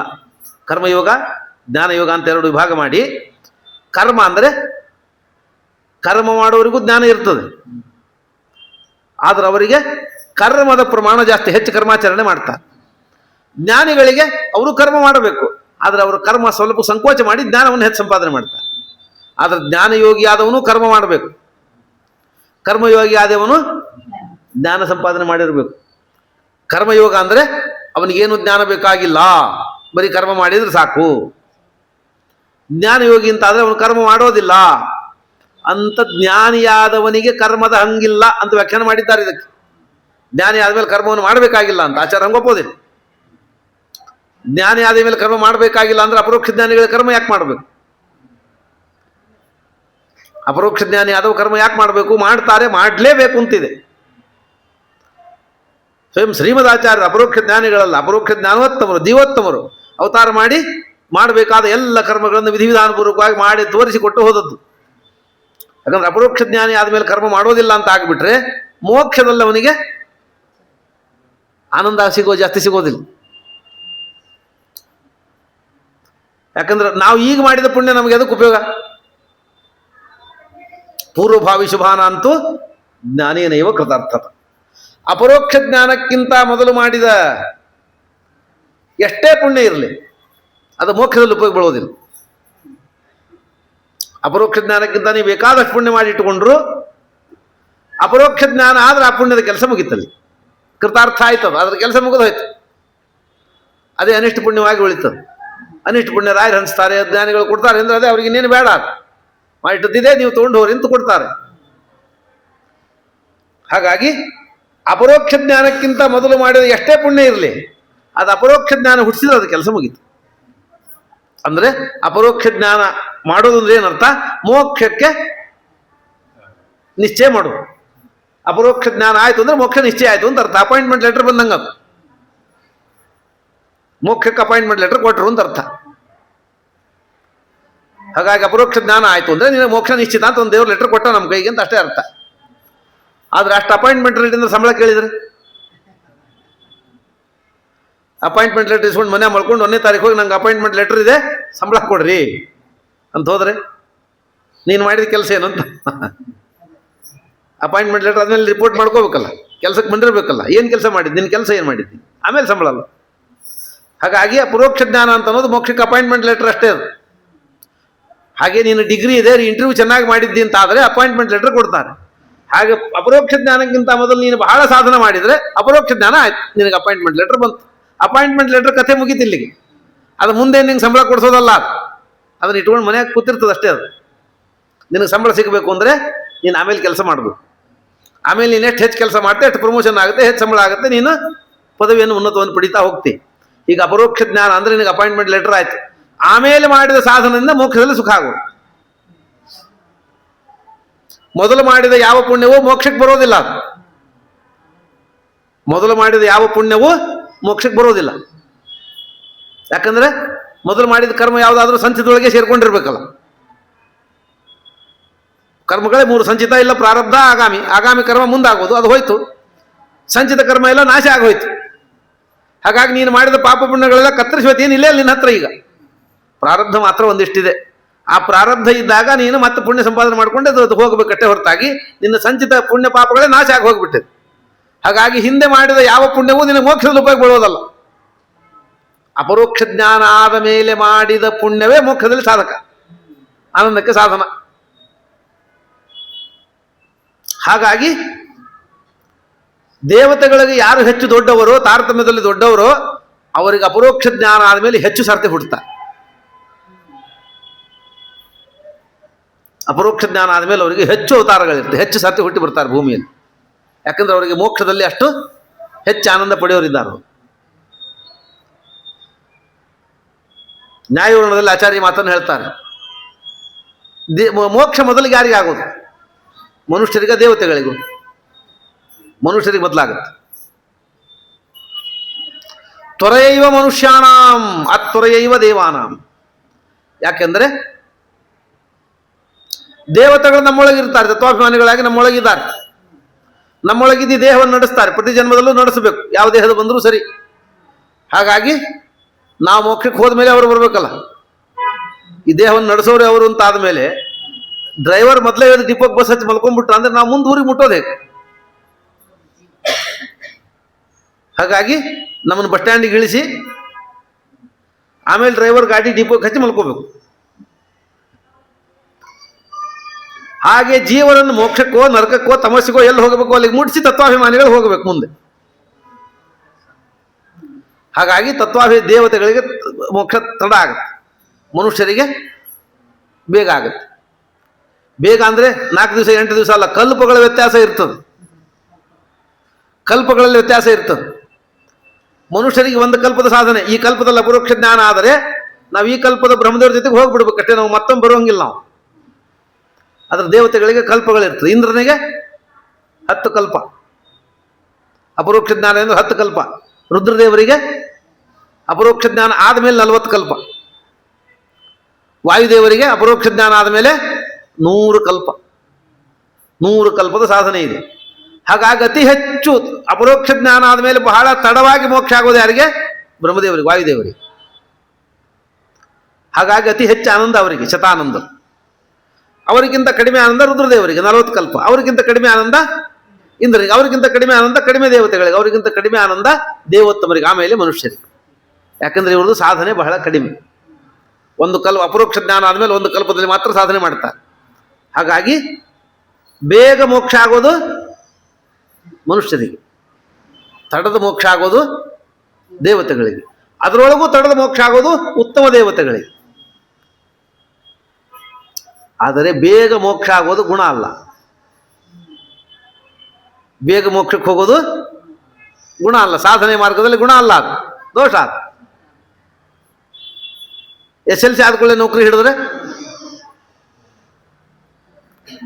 ಬೇಗ ನೌಕರಿ ಸಿಕ್ತು, ಸಂತೋಷ ಆಗುತ್ತೆ. 20,000 ರಿಟೈರ್ ಆಗ್ಬೇಕು. ನಾವು 20-30 ಸಾವಿರಕ್ಕೆ ರಿಟೈರ್ಮೆಂಟ್ ತಗೋತಾನೆ. ಸೇರಿದಾಗ 5-6 ಸಾವಿರ ಇತ್ತು ಅಂದರೆ ರಿಟೈರ್ ಆಗೋ ಕಾಲಕ್ಕೆ ಒಂದು 30-35 ಸಾವಿರ ತೊಗೊಂಡು ರಿಟೈರ್ ಆಗಬೇಕು. ಹೆಚ್ಚು ಓದಿದರೆ, ಹೆಚ್ಚು ಡಿಗ್ರಿ ಮಾಡಿದರೆ ಪ್ರಾರಂಭದೊಳಗೆ 20 ಲಕ್ಷ 30 ಲಕ್ಷ ಕೇಳ್ತಾರೆ. ವರ್ಷಕ್ಕೆ 1 ಕೋಟಿ ತಗೋತಾನೆ. ವರ್ಷಕ್ಕೆ 1 ಕೋಟಿ ಸಂಬಳ ತಗೊಂಬರು ನಮ್ಮ ಮಧ್ಯದಲ್ಲಿ ಬೇಕಾಷ್ಟು ಜನ ಇದ್ದಾರೆ. ಯಾಕೆ ತಗೊಂಡವ? ಅವ SLC ಆದ್ಕೊಳ್ಳಿ ನೌಕರಿ ಸೇರಲಿಲ್ಲ, ಮುಂದೆ ಅಧ್ಯಯನ ಮಾಡಿದ ಅಂತ ಅನ್ನೋದಕ್ಕೆ ಅವನು ತಡವಾಗಿ ನೌಕರಿ ಸೇರಿದ್ದಕ್ಕೆ ಅವನಿಗೆ ಹೆಚ್ಚು ಸಂಬಳ ಸಿಕ್ತು. ಹಾಗಾಗಿ ಬೇಗ ನೌಕರಿ ಸೇರೋದು ಎಲ್ಲ ಸಂದರ್ಭದಲ್ಲೂ ಗುಣ ಅಲ್ಲ. ಹಾಗೆ ಬೇಗ ಅಪರೋಕ್ಷ ಜ್ಞಾನ ಆಗೋ ಮೋಕ್ಷ ಆಗೋದು ಎಲ್ಲ ಸಂದರ್ಭದಲ್ಲೂ ಗುಣ ಅಲ್ಲ, ದೋಷ ಆದ. ಮನುಷ್ಯರಿಗೆ ಬೇಗ ಆಗುತ್ತೆ, ಯಾಕಂದ್ರೆ ಇವ್ರ ಸಾಧನೆ ಕಡಿಮೆ ಇದೆ. ಇವರು 5,000 ಸಂಬಳದವರಷ್ಟೇ. ಬ್ರಹ್ಮದೇವರು 100 ಜನ್ಮಗಳ ಸಾಧನೆ. ಅಪರೋಕ್ಷ ಜ್ಞಾನ ಆದಮೇಲೆ 100 ಕಲ್ಪ ಅಂದ್ರೆ 100 ಬ್ರಹ್ಮದೇವರಾಗೋ ತನಕ, 100 ಬ್ರಹ್ಮರ ಆಯುಷ್ಯ, 100 ಪರಕಲ್ಪ ಮುಗಿಯೋ ತನಕ ಇರ್ತಾರೆ. ಒಂದು ಬ್ರಹ್ಮಕಲ್ಪ, ಒಂದು ದಿವಸ ಅಂದ್ರೆ ಎಷ್ಟು? ನಮ್ಮ ಲೆಕ್ಕದಲ್ಲಿ 900 ಕೋಟಿ ವರ್ಷ ಆಗುತ್ತೆ. 868, 432. ನೀನು ಹೇಳಿದ ಹಗಲದು. ನೀನು ಹೇಳಿದ 492 ಕೋಟಿ ಹೇಳಿದ ಹಗಲು, ಅಷ್ಟು ರಾತ್ರಿ ಇರ್ತದೆ. ಅಷ್ಟು ಹಗಲು ಅಷ್ಟು ರಾತ್ರಿ ಇರ್ತದೆ. ಎರಡೂ ಸೇರಿ ಹತ್ರ 900 ಕೋಟಿ ವರ್ಷ ಆಗುತ್ತೆ. ಅಷ್ಟು 900 ಕೋಟಿ ವರ್ಷ ಬ್ರಹ್ಮದೇವರಿಗೆ ಒಂದು ದಿವಸ. ಇಂಥದ್ದು ಒಬ್ಬ ಬ್ರಹ್ಮದೇವರಿಗೆ 100 ವರ್ಷ. ಇಂಥ 100 ಬ್ರಹ್ಮದೇವರ ಆಯುಷ ತನಕ ವಾಯುದೇವರ ಸಾಧನೆ. ಅದಕ್ಕಾಗಿ ಅವರಿಗೆ ಅಷ್ಟು ಆನಂದ ಹೆಚ್ಚಾಗುತ್ತೆ ಬ್ರಹ್ಮದೇವ. ಆದ್ದರಿಂದ ಬೇಗ ಮೋಕ್ಷ ಹೊಂದೋದು ಗುಣ ಅಲ್ಲ, ಎಲ್ಲರಿಗೂ ಗುಣ ಅಲ್ಲ. ಮೋಕ್ಷವನ್ನೇ ಹೊಂದದೇ ಇದ್ದವರಿಗಿಂತ ಮೋಕ್ಷಕ್ಕೆ ಹೋಗೋದು ದೊಡ್ಡ ಸಾಧನೆ. ಮೋಕ್ಷವನ್ನು ಪಡೀಲಿಕ್ಕಾಗದೇ ಇದ್ದವರ ಮುಂದೆ ಮೋಕ್ಷವನ್ನು ದೊಡ್ಡ ಸಾಧನೆ. ಆದರೆ 100 ಕಲ್ಪಗಳ ಸಾಧನೆಯನ್ನು ಮಾಡಿ ಮೋಕ್ಷದಲ್ಲಿ ಆನಂದ ಹೊಂದುವವರ ಮುಂದೆ ಬೇಗ ಸಾಧನೆ ಹೊಂದೋದು ಗುಣ ಅಲ್ಲ. ಹಾಗೆ ಆಚಾರ್ಯರು ಇದನ್ನು ನ್ಯಾಯವರ್ಣದಲ್ಲಿ ಹೇಳಿಕೊಡ್ತಾರೆ. ಹಾಗಾಗಿ ಸಾಧನ ಕ್ರಮ ಹೇಳಿಕೊಡ್ತಾರೆ. ಹೀಗೆ ಭಕ್ತಿಯೋಗ ಉಂಟಲ್ಲ, ಈ ಜ್ಞಾನಿಗಳಿಗೂ ಕರ್ಮ ಮಾಡಬೇಕು. ಈ 100 ಸರ್ತಿ ವಾಯುದೇವರು ಹುಟ್ಟಿ ಬರ್ತಾರಲ್ಲ, ಕರ್ಮ ಮಾಡ್ತಾರೋ ಇಲ್ಲ? ಹನುಮಂತ ದೇವರು ಮಾಡ್ತಿದ್ರು, ಭೀಮಸೇನ ದೇವರು ಕರ್ಮ ಮಾಡಿದರು, ಶ್ರೀಮದಾಚಾರ್ಯ ಹುಟ್ಟಿದವ. ಯಾಕೆ? ಈ ಅಪರೋಕ್ಷ ಜ್ಞಾನ ಆದ ಏನು ಮಾಡಿದ ಕರ್ಮ ಮೋಕ್ಷದಲ್ಲಿ ಆನಂದಕ್ಕೆ ಸಾಧನ ಆಗೋದು, ಭಗವತ್ ಪ್ರೀತಿಗೆ ಆಗೋದು. ಅದಕ್ಕಾಗಿ ಮಾಡಿದೆ. ಆದ್ರಿಂದ ಜ್ಞಾನಿ ಆದವನು ಕರ್ಮ ಮಾಡಬೇಕು. ಮತ್ತು ಜ್ಞಾನಯೋಗ ಅಂದ್ರೆ ಏನು? ಜ್ಞಾನಯೋಗ ಅಂದ್ರೆ ಕರ್ಮ ಮಾಡೇ ಮಾಡ್ತಾರಲ್ಲ, ಅಂದ್ರೆ ಅವರಿಗೆ ಜ್ಞಾನದ ಪ್ರಮಾಣ ಜಾಸ್ತಿ, ಹೆಚ್ಚು ಜ್ಞಾನ ಇರ್ತದೆ, ಅಷ್ಟು ಅವಶ್ಯ ಇದ್ದಷ್ಟು ಕರ್ಮ ಮಾಡ್ತಾರೆ. ಕರ್ಮಯೋಗಿಗಳು ಕರ್ಮ ಜಾಸ್ತಿ ಮಾಡಬೇಕು, ಜ್ಞಾನ ಬಂದೇ ಬಡ್ದಿರ್ತಾರೆ. ಇಲ್ಲೇ ಇದ್ರೆ ದೇವರು ಕರ್ಮಯೋಗಿಗಳನ್ನು ಹೇಳುವ ಕಾಲಕ್ಕೆ ಜನಕರಾಜನನ್ನು ಕರ್ಮಯೋಗಿಗಳಿಗೆ ದೃಷ್ಟಾಂತವಾಗಿ ಹೇಳ್ತಾನೆ ಗೀತೆಯಲ್ಲಿ. ಜನಕರಾಜ ಕರ್ಮಯೋಗಿಗಳಿಗೆ ಅವನಂತೆ ಇರಬೇಕು ಅಂತ ಹೇಳಿ ಒಂದು ದೃಷ್ಟಾಂತವಾಗಿ ಕೊಡ್ತಾನೆ. ಅವನಿಗೆ ಜ್ಞಾನ ಇತ್ತೋ ಇಲ್ಲೋ? ಜ್ಞಾನವಿಲ್ಲ ಯೋಗಿ ಹೆಂಗಾದ? ಹಾಗಾಗಿ ಕರ್ಮಯೋಗಿಗಳಿಗೆ ಜ್ಞಾನ ಬೇಡ ಅಂದ್ರೆ ಜನಕರಾಜನಿಗೆ ಜ್ಞಾನ ಇರಲಿಲ್ಲ ಅಂತ ಹೇಳ್ಬೇಕಾಗುತ್ತೆ. ಅದರಿಂದ ಕರ್ಮಯೋಗಿಗಳಿಗೂ ಜ್ಞಾನ ಬೇಕು. ಆಚಾರ್ಯರು ಸ್ಪಷ್ಟ ಮಾತುಗಳು ಹೇಳ್ತಾರೆ. ಜ್ಞಾನ ಪ್ರಚುರೋ ಯೋಗ ಜ್ಞಾನಯೋಗ, ಕರ್ಮ ಪ್ರಚುರೋ ಯೋಗ ಕರ್ಮಯೋಗ. ಯಾರಿಗೆ ಜ್ಞಾನ ಜಾಸ್ತಿ ಕರ್ಮ ಸ್ವಲ್ಪ ಕಡಿಮೆ ಅವರು ಜ್ಞಾನಯೋಗಿಗಳು, ಯಾರಿಗೆ ಕರ್ಮ ಜಾಸ್ತಿ ಸ್ವಲ್ಪ ಜ್ಞಾನ ಕಡಿಮೆ ಅವರು ಕರ್ಮಯೋಗಿಗಳು. ಆದರೆ ಇಬ್ಬರಿಗೂ ಜ್ಞಾನ ಕರ್ಮ ಎರಡೂ ಇರ್ತದೆ, ಎರಡೂ ಇದ್ದೇ ಇರ್ತದೆ. ಕರ್ಮ ಇಲ್ಲದೆ ಇದ್ದ ಯೋಗಿಗಳು ಜ್ಞಾನಯೋಗಿಗಳು, ಜ್ಞಾನ ಇಲ್ಲದ ಯೋಗಿಗಳು ಕರ್ಮಯೋಗಿಗಳು ಅಂತ ವಿಭಾಗ ಮಾಡೋದು ತಪ್ಪು ಮಾಡಬಾರ್ದು ಅಂತ ಆಚಾರ್ಯ ಹೇಳಿಕೊಟ್ರು. ಹೀಗೆ ಜ್ಞಾನಯೋಗ ಕರ್ಮಯೋಗ ಆಯ್ತು. ಈ ಜ್ಞಾನಯೋಗ ಅಂತ ಅನ್ನೋದು ಭಕ್ತಿ ಯೋಗನೇ ಆಯ್ತು. ಇನ್ನೊಂದು ಯೋಗ ಉಂಟಲ್ಲ ಕರ್ಮಯೋಗ. ಕರ್ಮಯೋಗದಲ್ಲೂ ಕೆಲವರು ಜ್ಞಾನ ಕಡಿಮೆ ಮಾಡಿ ಆ ಕರ್ಮಯೋಗದಲ್ಲೇ ಕೆಲವರು ಹಠಯೋಗ ಮಾಡ್ತೀವಿ ಅಂತಂತ, ಹಠಯೋಗ ಅಂತ ಕರೀತಾರೆ. ಅವರಿಗೆ ಸಮಾಧಿ ಯೋಗ ಅಂತ ಕರೀತಾರೆ, ಅಥವಾ ಹಠಯೋಗ ಅಂತ ಕರೀತಾರೆ. ಪ್ರಾಣವಾಯುವನ್ನು ಜಯಿಸಿ ಶ್ವಾಸವನ್ನು ನಿರೋಧ ಮಾಡಿ ಪ್ರಾಣಾಯಾಮದ ಬಲದಿಂದ ಅವರು ಸಾಧನೆಯನ್ನು ಮಾಡಿ ಪುಣ್ಯ ಸಂಪಾದನೆ ಮಾಡಿ ದೇವರನ್ನು ಹೊಂತಾರೆ. ಅದರಿಂದ ಆಗೋದಿಲ್ಲ ಅಂತೇನಿಲ್ಲ, ಅದು ಆಗುತ್ತೆ. ಆ ಯೋಗವು ಮಾಡೇ ಅದಕ್ಕೂ ಭಗವಂತನ ಕರ್ತೃತ್ವ ಬೇಕು. ವಿಶೇಷವಾಗಿ ಹಠದಿಂದ ಅವರು ಪ್ರಾಣಾಯಾಮಾದಿಗಳಿಂದ ಹಠಯೋಗಗಳನ್ನು ಮಾಡಿ ಉಸಿರನ್ನು ಗೆದ್ದು ಜಯ ಸಂಪಾದನೆ ಮಾಡಿ ಹಠಯೋಗ ಮಾಡಿ ಇವತ್ತಿಗೂ ಇದ್ದಾರೆ. ನೋಡಿರ್ಬೇಕು, ಕೇಳಿರ್ಬೇಕು ನೀವು. ತಲೆ ಕೆಳಗಾಗಿ ತಪಸ್ಸು ಮಾಡೋರಿದ್ದಾರೆ, 10-20 ವರ್ಷ ಮಾಡ್ತಾರೆ. ನೀವು 5 ನಿಮಿಷ ತಲೆ ಕೆಳಗೆ ಮಾಡಿ ನಿಂತು ಕಣ್ಣಾಗ ರಕ್ತ ಬಂದ್ಬಿಡ್ತದೆ. 5 ನಿಮಿಷಕ್ಕಿಂತ ಹೆಚ್ಚು ನೀವು ತೆಳಗೆ ತಲೆ ಮಾಡಿ ಕೂತ್ರೆ ಕಣ್ಣು ಕೆಂಪಾಗಿ ಕಣ್ಣು ರಕ್ತ ಬರ್ತದೆ. ಸಾಧನೆ ಎಲ್ಲಿ ಹಂಗೆಲ್ಲ ಮಾಡ್ಲಿಕ್ಕೆ ಆಗೋದಿಲ್ಲ. ಒಂದೇ ಕೈ ಮೇಲೆ ಜ್ಯೋತಿ ಬಿದ್ದು, ಗಿಡದಲ್ಲಿ ಜ್ಯೋತಿ ಬಿದ್ದು ತಪಸ್ಸು ಮಾಡ್ತಾರೆ, ಕಾಲಿನ ಜ್ಯೋತಿ ಬಿದ್ದು ತಪಸ್ಸು ಮಾಡೋರಿದ್ದಾರೆ. ತಲೆ ಕೂದಲನ್ನು ಗಿಡಕ್ಕೆ ಕಟ್ಟಿ ಆ ಕೂದಲ ಮೇಲೆ ಜ್ಯೋತಿ ಬಿದ್ದು ವರ್ಷಗಟ್ಟಲೆ ತಪಸ್ಸು ಮಾಡ್ತಾರೆ ಇದ್ದಾರೆ, ಇಲ್ಲ ಅಂತಿಲ್ಲ. ಆದರೆ ಅದಕ್ಕೆ ಬಹಳ ಪರಿಶ್ರಮ ಮಾಡ್ತಾರೆ. ಆ ಬಹಳ ಪರಿಶ್ರಮದಿಂದ ಮೋಕ್ಷ ಪಡೆದ್ರೆ ಹಠಯೋಗ, ಆದರೆ ಅದರಿಂದ ಸಿಗುವ ಫಲ ಅಲ್ಪ. ಭಕ್ತಿ ಯೋಗದಿಂದ ಮೋಕ್ಷಕ್ಕೆ ಹೋದವರಿಗಾಗುವಷ್ಟು ಆನಂದ ಹಾಗೆ ಪಡೆದವರಿಗೆ ಆಗೋದಿಲ್ಲ. ಭಕ್ತಿ ಯೋಗ ಮಾಡೋದು ಸುಲಭ, ಫಲ ಜಾಸ್ತಿ. ಈ ಹಠಯೋಗ ಮಾಡೋದು ಬಹಳ ಕಷ್ಟ, ಮುಂದೆ ಅದಕ್ಕೆ ಫಲ ಕಡಿಮೆ. ಹಾಗಾಗಿ ನಿಸರ್ಗ ಧರ್ಮವನ್ನು ಗೆಲ್ಲಬೇಕು. ಹಠಯೋಗ ಅಂದರೆ ನಿಸರ್ಗ ಧರ್ಮವನ್ನು ಗೆಲ್ಲಬೇಕು. ಸಾಮಾನ್ಯವಾಗಿ ನಮ್ಮ ದೇಹ ನಿಸರ್ಗಕ್ಕೆ ಹೊಂದ್ಕೋತದೆ, ನಿಸರ್ಗಕ್ಕನುಸಾರವಾಗಿ ನಡೀತದೆ. ಬೇಸಿಗೆ ಬಂದರೆ ಈ ದೇಹ ಉಷ್ಣ ಆಗುತ್ತೆ, ಆ ಉಷ್ಣವನ್ನು ಎದುರಿಸ್ತದೆ. ಆ ದೇಹ ಉಷ್ಣವನ್ನು ಎದುರಿಸೋದಕ್ಕೆ ಬೆವರು ಬಿಡ್ತದೆ. ಬೆವರು ಬರೋದು ಯಾಕೆ? ನಮ್ಮ ದೇಹ ಉಷ್ಣತೆಗೆ ಪ್ರತಿರೋಧ ತೋರ್ತದೆ. ಈ ದೇಹ ತಂಪಾಗಲಿ ಅಂತ ದೇಹದ ಸುತ್ತಲೂ ನೀರು ಬೆವರು ಬಿಟ್ಟು ದೇಹವನ್ನು ತಂಪು ಮಾಡ್ಕೋತದೆ. ಚಳಿ ಇದ್ದಾಗ ದೇಹದಲ್ಲಿ ಉಷ್ಣತೆ ಜಾಸ್ತಿ ಆಗುತ್ತೆ. ಹಾಗಾಗಿ ಈಗ ಕಾಲು ಹೊಡೆಯೋದು ಇಂಥದ್ದೇ ಆಗೋದು ದೇಹದ ಉಷ್ಣತೆಯಿಂದ. ಚಳಿಗೆ ಪ್ರತಿರೋಧಿಯಾಗಿ ದೇಹದಲ್ಲಿ ಉಷ್ಣತೆಯನ್ನು ಜಾಸ್ತಿ ಮಾಡ್ತದೆ. ದೇಹದಲ್ಲಿ ಉಷ್ಣತೆ ಜಾಸ್ತಿ ಆಗೋದಕ್ಕೆ ಹಸಿವೆ ಜಾಸ್ತಿ ಆಗುತ್ತೆ, ಜಠರಾಗ್ನಿ ಜಾಸ್ತಿ ಆಗುತ್ತೆ, ಅಗ್ನಿ ಬಲ ಜಾಸ್ತಿ ಆಯ್ತು. ಹಾಗಾಗಿ ಚಳಿಗಾಲದಲ್ಲಿ ಹಸಿವೆ ಜಾಸ್ತಿ. ಚಳಿಗಾಲದಲ್ಲಿ ಹಸಿವೆ ಆಗೋದಕ್ಕೆ ದೇಹದಲ್ಲಿ ಅಗ್ನಿ ಪ್ರಬಲ ಆಗೋದೇ ಕಾರಣ. ಈ ದೇಹದಲ್ಲಿ ಅಗ್ನಿ ಯಾಕೆ ಪ್ರಬಲ ಆಗುತ್ತೆ? ಈ ಪ್ರಕೃತಿಯಲ್ಲಿರುವ ಥಂಡಿಯನ್ನು ತಡ್ಕೋದಕ್ಕೆ, ಈ ದೇಹಕ್ಕೆ ಶಕ್ತಿ ಕೊಡೋದಕ್ಕೆ ದೇಹ ತನ್ನೊಳಗೆ ದೇಹ ಶಾಖವನ್ನು ಜಾಸ್ತಿ ಮಾಡ್ಕೋತದೆ. ಹಾಗೆ ಈ ನಮ್ಮ ದೇಹ ಉಂಟಲ್ಲ, ಪ್ರಕೃತಿಗೆ ಅನುಸಾರವಾಗಿ ತನ್ನೊಳಗೆ ಹೊಂದಾಣಿಕೆ ಮಾಡ್ಕೊಂಡು ಹೋಗ್ತಿರ್ತದೆ. ಅದನ್ನು ಗೆದ್ದು ಅದಕ್ಕೆ ವಿರುದ್ಧವಾಗಿ ನಡಿಬೇಕು ನಾವು. ಈ ದೇಹ ಥಂಡಿಗೆ ಇದನ್ನು ಮಾಡ್ಕೋಬೇಕು, ವಿರೋಧ ಮಾಡಿಕೊಂಡು ದೇಹದೊಳಗೆ ಅಗ್ನಿ ಹುಟ್ಟಿಸ್ತಲ್ಲ. ಹಠಯೋಗಿ ಆದವ ಥಂಡಿ ಬಿದ್ದರೆ ಹೋಗಿ ಮಂಜುಗಡ್ಡೆಯಲ್ಲಿ ನಿಂತ್ಕೋತಾನೆ, ಮಳೆ ಒಳಗೆ ಥಂಡಿ ಒಳಗೆ ನಿಂತ್ಕೊಂಡು ತಪಸ್ಸು ಮಾಡ್ತಾನೆ. ಬೇಸಿಗೆ ಬೇಸಿಗೆ ಬಂದ್ರೆ ನಾವು ಬಿಸಡಿಗಿಂದ ಬಿಸ್ಕೋತೀವಿ, ಫ್ಯಾನ್ ಹಾಕೋತೀವಿ, ಎಸಿ ಹಾಕೊಂಡು ನಾವು ಕೂತ್ರೆ ಹಠಯೋಗಿ ಆದವ ಸುತ್ತಲೂ ಬೆಂಕಿ ಹಾಕೊಂಡು ಪಂಚಾಗ್ನಿ ತಪಸ್ಸು ಮಾಡಬೇಕು. ಮೇಲೆ ಬೆಂಕಿ ಸೂರ್ಯ, ಸುತ್ತಲೂ ಅಗ್ನಿ ಹಾಕೊಂಡು ಪಂಚಾಗ್ನಿ, ಸುತ್ತಲೂ 4 ಅಗ್ನಿ, ಮೇಲೊಂದು ಅಗ್ನಿ ಹಾಕೊಂಡು ಪಂಚಾಗ್ನಿಯಲ್ಲಿ ತಪಸ್ಸು ಮಾಡಬೇಕು. ಹೀಗೆ ಶರೀರದ ಧರ್ಮವನ್ನು ಗೆದ್ದು ಉಳಿಬೇಕು. ಎಷ್ಟೋ ಜನ ಈ ಶರೀರದ ಧರ್ಮವನ್ನು ಗೆಲ್ಲುವ ಪ್ರಯತ್ನದಲ್ಲೇ ಹೋಗಿಬಿಡ್ತಾರೆ. ಆಗೋದಿಲ್ಲ, ಎಲ್ಲರಿಗೂ ಆ ಮುಟ್ಲಿಕ್ಕೆ ಆಗೋದಿಲ್ಲ. ಈ ಶರೀರವನ್ನು ಗೆಲ್ಲುವ ಪ್ರಯತ್ನದಲ್ಲೇ ಶರೀರ ಅವರು ಸೋತು ಹೋಗಿಬಿಡ್ತಾರೆ. ಹಾಗಾಗಿ ಯಾಕಂದ್ರೆ 1ನೇ ಕ್ಲಾಸಿಗೆ ಸೇರಿದ ಹುಡುಗರೆಲ್ಲ ಡಿಗ್ರಿಗೆ ಬರೋದಿಲ್ಲ. 1ನೇ ಕ್ಲಾಸಿಗೆ ಸೇರುವ ಅಡ್ಮಿಷನ್ ಭಾಳ ಇರ್ತದೆ. 1ನೇ ಕ್ಲಾಸ್ ಎಲ್ಲರೂ 8 A B C 4 8 ಮಾಡ್ಕೊಂಡು ಕೂತಿರ್ತಾರೆ. ಅವಿನ್ನೂ KG ಇರ್ತಾವಲ್ಲ, LKG UKG ಅಲ್ಲಿ ಭಾಳ ಇರ್ತಾವೆ. ಅವು ಹಂಗೆ 2ಕ್ಕೆ 3ಕ್ಕೆ 4ಕ್ಕೆ ಬಂದಂಗೆ ಕ್ಲಾಸ್ ಕಡಿಮೆ ಆಗಿ 10ಕ್ಕೆ ಬಂದು ಡಿಗ್ರಿಗೆ ಬಂದಾಗ ಒಂದೊಂದಾಗಿರ್ತಾವೆ. ಕೆಲವು ಡಿಪಾರ್ಟ್ಮೆಂಟ್ ಒಳಗಂತೂ ಹುಡುಗರೇ ಇಲ್ಲ. ಈಗ ಕೆಲವು ಡಿಪಾರ್ಟ್ಮೆಂಟ್ಗಳಲ್ಲಿ ಹುಡುಗರೇ ಇಲ್ಲ. ಲೆಕ್ಚರ್ಗೆ 2-2.5 ಲಕ್ಷ ರೂಪಾಯಿ ಸಂಬಳ ಕೊಡ್ತಾರೆ, ಒಬ್ಬನೇ ಒಬ್ಬ ಹುಡುಗರಿಲ್ಲ. ಸರ್ಕಾರದ ಕೆಲಸ ಅಂದ್ರೆ ಹೆಂಗಿರ್ತದೆ? ಒಬ್ಬನೇ ಒಬ್ಬ ಹುಡುಗರಿಲ್ಲ, 2-2 ಲಕ್ಷ ರೂಪಾಯಿ ಸಂಬಳ ತಗೋತಾರ ಅವರು. ಪಾಠ ಹೇಳಿದ್ರೆ ಯಾರಿಗೆ ಹೇಳಬೇಕು ಅಂತ ನಾವು ಪಾಠ ಹೇಳಿದ್ರೆ ಹುಡುಗ್ರೆ ಇಲ್ಲ, ನಾನೇನು ಮಾಡಲಿ ಅಂತಾನೆ. ಸಂಬಳ ಕೊಡೋದಿಲ್ಲ ಅಂತನೂ ಹಂಗಿಲ್ಲ. ಅಪಾಯಿಂಟ್ಮೆಂಟ್ ಕೊಂಡು ರಿಟೈರ್ಮೆಂಟ್ ಹೋಗಿದಾಗ ಸಂಬಳ ಕೊಡಬೇಕು.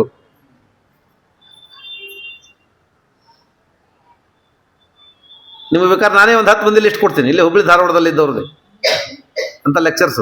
ಹುಡ್ರಿಲ್ಲ ಅವ್ರಿಗೆ, ಆ ಡಿಪಾರ್ಟ್ಮೆಂಟಿಗೆ ಯಾರು ಬರೋದಿಲ್ಲ ಈಗ. ಯಾಕಂದ್ರೆ ಇಂಜಿನಿಯರ್ ಆಗಬೇಕು, ಕಂಪ್ಯೂಟರ್ ತಗೋಬೇಕು, ಇಲ್ಲ ಡಾಕ್ಟರ್ ಆಗಬೇಕು. ಅದು ಬಿಟ್ಟರೆ ಬೇರೆ ಅದಕ್ಕೂ ಬೆಲೆ ಇಲ್ಲ. ಆ ಕೋರ್ಸನ್ನು ಯಾರು ಮಾಡೋರಿಲ್ಲ. ಆದರೆ ಆ ಕೋರ್ಸ್ ಇದೆ, ಅದಕ್ಕೆ ಮಾಸ್ತರ್ ಇದ್ದಾನೆ, ಅದಕ್ಕೆ ಅವನಿಗೆ ಸಂಬಳ ಇದೆ. ಅವ್ನು ಹುಡುಗರು ಕಳಿಸ್ರಿ ಪಾಠ ಹೇಳ್ತೇನೆ ಅಂತಾನೆ. ಬೇರೆ ಕೆಲಸ ಮಾಡಿದ್ರೆ ಅವ್ನಿಗೆ ಗೊತ್ತಿಲ್ಲ, ರಿಟೈರ್ಮೆಂಟ್ ನಾನು ಮಾಡೋದಿಲ್ಲ ಅಂತ ಅವರು. ಹಂಗೆ ಅವ್ರ ಕೆಲಸ ಏನು ಮಾಡ್ತಾರೆ? 2-2 3-3 ಗಾಡಿ ಮಾಡ್ಕೊಂಡಾರ ಅವರೆಲ್ಲ. ಒಂದು ಗಾಡಿ ತೊಗೊಂಡೋಗಿ ಕಾಲೇಜ್ ಮುಂದೆ ಹಚ್ಚಿ ಬರ್ತಾರೆ. ಮುಂಜಾನೆ ಹೋಗಿ ಕಾಲೇಜ್ ಮುಂದೆ ಹಚ್ಚಿ ಸಹಿ ಮಾಡಿ ಬಂದ್ಬಿಟ್ರೆ ಮುಗಿತು ಅವ್ರ ಕೆಲಸ. ಯಾಕೆ ಇಲ್ಲಿದ್ದಾರೆ ನೋಡ್ರಿ, ಗಾಡಿ ಇದೆ, ಇಲ್ಲೇ ಹೋಗಿರ್ಬೇಕು ಅಂತಾನವ, ತೋರಿಸ್ತಾನ ವಾಚ್ಮನ್. ಅಲ್ಲೊಂದು ಗಾಡಿ ಇಟ್ಟು ಬರ್ತಾರೆ. ಗಾಡಿ ತೊಗೊಂಡು ಹೆಂಡತಿನ ಬಿಟ್ಟು ಬರೋದು, ಹೆಂಡತಿ ನೌಕರಿ ಮಾಡಿ ಹೆಂಡತಿನ ಬಿಟ್ಟು ಬರೋದು, ಕಾಯಿಪಲ್ಲೆ ತೊಗೊಂಬರೋದು, ನೀರು ಬಂದ ನೀರು ತುಂಬ್ಕೊಂಬೋದು, ಎಲ್ಲ ಸಾಯಂಕಾಲ ತನಕ ಕೆಲಸ ಮಾಡಿ ಆಮೇಲೆ ಸಂಜೆ ಮುಂದೆ ಹೋಗಿ ಗಾಡಿ ವಾಪಸ್ ತೊಗೊಂಬಂದು ಮಕ್ಕೊಂಡ್ಬಿಡ್ತಾರೆ. ಅಷ್ಟಕ್ಕೆ ಅವರಿಗೆ 2 ಲಕ್ಷ ರೂಪಾಯಿ ಸಂಬಳ. ಹೀಗಿದ್ದಾರೆ. ಇಲ್ಲ ತಪ್ಪು ಅವ್ರು, ನಾನೇನು ಮಾಡಲಿ ಅಂತಾನವ. ನಾನು ಮಾಡ್ಬೇಕೇನು ಹೇಳ್ರಿ, ನನಗೆ ವಿದ್ಯಾರ್ಥಿಗಳನ್ನ ಕಳಿಸ್ರಿ, ನಾನು ಪಾಠ ಹೇಳ್ತೇನೆ. ಹೀಗಾಗತ್ತೆ. ಹಾಗೆ ಮುಂದೆ ಬಂದಾಗ ವಿದ್ಯಾರ್ಥಿಗಳು ಇಲ್ದಂಗೆ ಆಯ್ತು ಅವರಿಗೆ. ಹೀಗೆ ಹಠಯೋಗದಲ್ಲಿ ಪ್ರಾರಂಭದಲ್ಲಿ ಸೇರ್ಕೊಂಡು ಪ್ರಾರಂಭದಲ್ಲೇ ಹೋಗ್ಬಿಟ್ರು. ಕೊನೆ ತನಕ ಉಳಿಯೋರು ಬಹಳ ಕಡಿಮೆ. ಯಾರು ಕೊನೆ ತನಕ ಉಳಿದು ಬಹಳ ಕಷ್ಟಪಟ್ಟು ಶ್ವಾಸ ಜಯವನ್ನು ಸಾಧನೆ ಮಾಡಿ ಭಗವಂತನ ಅನುಗ್ರಹ ಸಂಪಾದನೆ ಮಾಡಿ ಮೋಕ್ಷಕ್ಕೆ ಹೋಗ್ತಾರೋ ಅವರಿಗೆ ಆನಂದ ಕಡಿಮೆ. ಮೋಕ್ಷದೊಳಗೆ ಇಷ್ಟ ಆನಂದ ಆಗೋದಿಲ್ಲ. ಅವರಿಗೆ ಸಿಗುವ ಮೋಕ್ಷವೇ ಪರಿಪೂರ್ಣವಾದ ಮೋಕ್ಷ ಆಗೋದಿಲ್ಲ. ಆದರೆ ಅವರಿಗೆ ಮೋಕ್ಷಕ್ಕೆ ಹೋಗುವ ದಾರಿನೂ ಸುಗಮ ಅಲ್ಲ. ಹಠಯೋಗ ಮಾಡಬೇಕು, ಶರೀರಕ್ಕೆ ವಿರುದ್ಧವಾಗಿ ಬದುಕಬೇಕು ಅಂತಾದರೆ, ಕಷ್ಟ ನಷ್ಟ ಚಳಿ ಗಾಳಿ ಮಳೆಗಳನ್ನು ಸಹನ ಮಾಡಿಕೊಂಡು ಉಪವಾಸಗಳನ್ನು ಬೀಳಬೇಕು ಅಂತಾದರೆ ಎಷ್ಟು ಕಷ್ಟದಿಂದ ದೇಹವನ್ನು ಬಗ್ಗಿಸಬೇಕು. ದೇಹ ಅಷ್ಟು ಸುಲಭದಲ್ಲಿ ಬಗ್ಗೋದಿಲ್ಲ. ದೇಹ ಅಷ್ಟು ಸುಲಭದಲ್ಲಿ ತಯಾರಾಗೋದಿಲ್ಲ. ಅದನ್ನು ಬಹಳ ಪ್ರಯತ್ನ ಮಾಡಿ ಬಗ್ಗಿಸಿ ಕಷ್ಟಪಟ್ಟು ಪಡೋದು ಫಲ ಅಲ್ಪ ಆಗಿಬಿಡ್ತದೆ. ಆದ್ದರಿಂದ ಈ ಶ್ವಾಸ ನಿಗ್ರಹದ ಪ್ರಾಣಾಯಾಮದಿಂದ ಮೋಕ್ಷ ಪಡೆಯೋದು ಕಷ್ಟ. ಪಡೆದ ಮೇಲೆ ಅದಕ್ಕೆ ಬೆಲೆ ಕಡಿಮೆ. ಬಹಳ 2 ಲಕ್ಷ ರೂಪಾಯಿ ಕೊಟ್ಟು ನಾವು 14 ಕ್ಯಾರೆಟ್ ಬಂಗಾರ ತೊಗೊಂಡಂಗೆ ಆಗ್ಬಿಡ್ತು. ಬೆಲೆ ಕೊಡೋದು ಕೊಟ್ಟಾಯ್ತು, ಆದರೆ ನಾನು ಕೊಟ್ಟಿದ್ದು 14 ಕ್ಯಾರೆಟು 12 ಕ್ಯಾರೆಟು. ಈಗ ಸರ್ಕಾರ 9 ಕ್ಯಾರೆಟ್ ಬಂಗಾರ ತರ್ತಾ ಇದ್ದಾರೆ. ಬಂಗಾರ ಬೆಲೆ ಜಾಸ್ತಿ ಆಗಿದೆ, ಎಲ್ಲರೂ ಕೊಳ್ಳಿಕ್ಕೆ ಆಗೋದಿಲ್ಲ ಅಂತ ಹೇಳಿ 9 ಕ್ಯಾರೆಟ್ ಬಂಗಾರಕ್ಕೇನೆ ಹಾಲ್ಮಾರ್ಕ್ ಹಾಕಿ ಕೊಡ್ತಾರಂತೆ. 9 ಕ್ಯಾರೆಟ್ ಬಂಗಾರ ಅಂದ್ರೆ 37% ಇರ್ತದೆ ಅದರೊಳಗೆ. 37% ಬಂಗಾರ, ಇನ್ನು 63% ತಾಮ್ರ ಏನೇನೋ ಸೇರಿಸಿ ಕೊಡ್ತಾರೆ. ಈಗ ಬೆಲೆ ಜಾಸ್ತಿ ಆದಷ್ಟು ಕ್ವಾಲಿಟಿ ಕಡಿಮೆ ಆಗುತ್ತೆ. ಇವರು ಬಹಳ ಬೆಲೆ ಕೊಟ್ಟು ಕಷ್ಟಪಟ್ಟು ಸಂಪಾದನೆ ಮಾಡಿ ಕ್ವಾಲಿಟಿ ಕಡಿಮೆ ಆಯ್ತು, ಮೋಕ್ಷದೊಳಗೆ ಇವರಿಗೆ ಅಷ್ಟು ಆನಂದ ಆಗೋದು. ಆದರೆ ಭಕ್ತಿ ಯೋಗದಿಂದ ಪಡೆದ ಮೋಕ್ಷ ಉಂಟಲ್ಲ, ಅದು ಪರಿಪೂರ್ಣವಾದ, ಪರಿಪೂರ್ಣ ಅಂದರೆ ಅವನ ಯೋಗ್ಯತೆಗೆ ಪರಿಪೂರ್ಣ. ಮತ್ತು ಪರಿಪೂರ್ಣ ಅಂದರೆ ಎಲ್ಲರೂ ಪರಿಪೂರ್ಣ ಆನಂದ ಅಂತಂದ್ರೆ ಮೋಕ್ಷದೊಳಗೆ ಎಲ್ಲರೂ ಒಂದೇ ಆಗಿಬಿಡ್ತಾರೆ, ದೇವರು ಆಗಿಬಿಡ್ತಾರೆ. ಪರಿಪೂರ್ಣ ಅಂದರೆ ಅವನ ಯೋಗ್ಯತೆಗೆ ಪರಿಪೂರ್ಣವಾದ ಆನಂದ ಅಷ್ಟೇ. ಅವನ ಯೋಗ್ಯತೆ ಎಷ್ಟಿದೆ ಅಷ್ಟು ತುಂಬಿದ್ರೆ ಆಯ್ತು. ತುಂಬೋದು ಅಂದರೆ ಎಲ್ಲರೂ ಸಮುದ್ರದಿಂದ ತುಂಬಬೇಕಾಗಿಲ್ಲ. ದೇವರ ಗುಣ ಸಮುದ್ರದಷ್ಟಿದೆ. ಇನ್ನು ದೇವತೆಗಳ ನದಿ ಎಷ್ಟಿದೆ, ಇನ್ನು ಕೆಲವರು ಬಾವಿ ಎಷ್ಟಿದೆ, ನಮ್ಮದು ಒಂದು ತಂಬಿಗೆ ಇದ್ದಷ್ಟಿದೆ.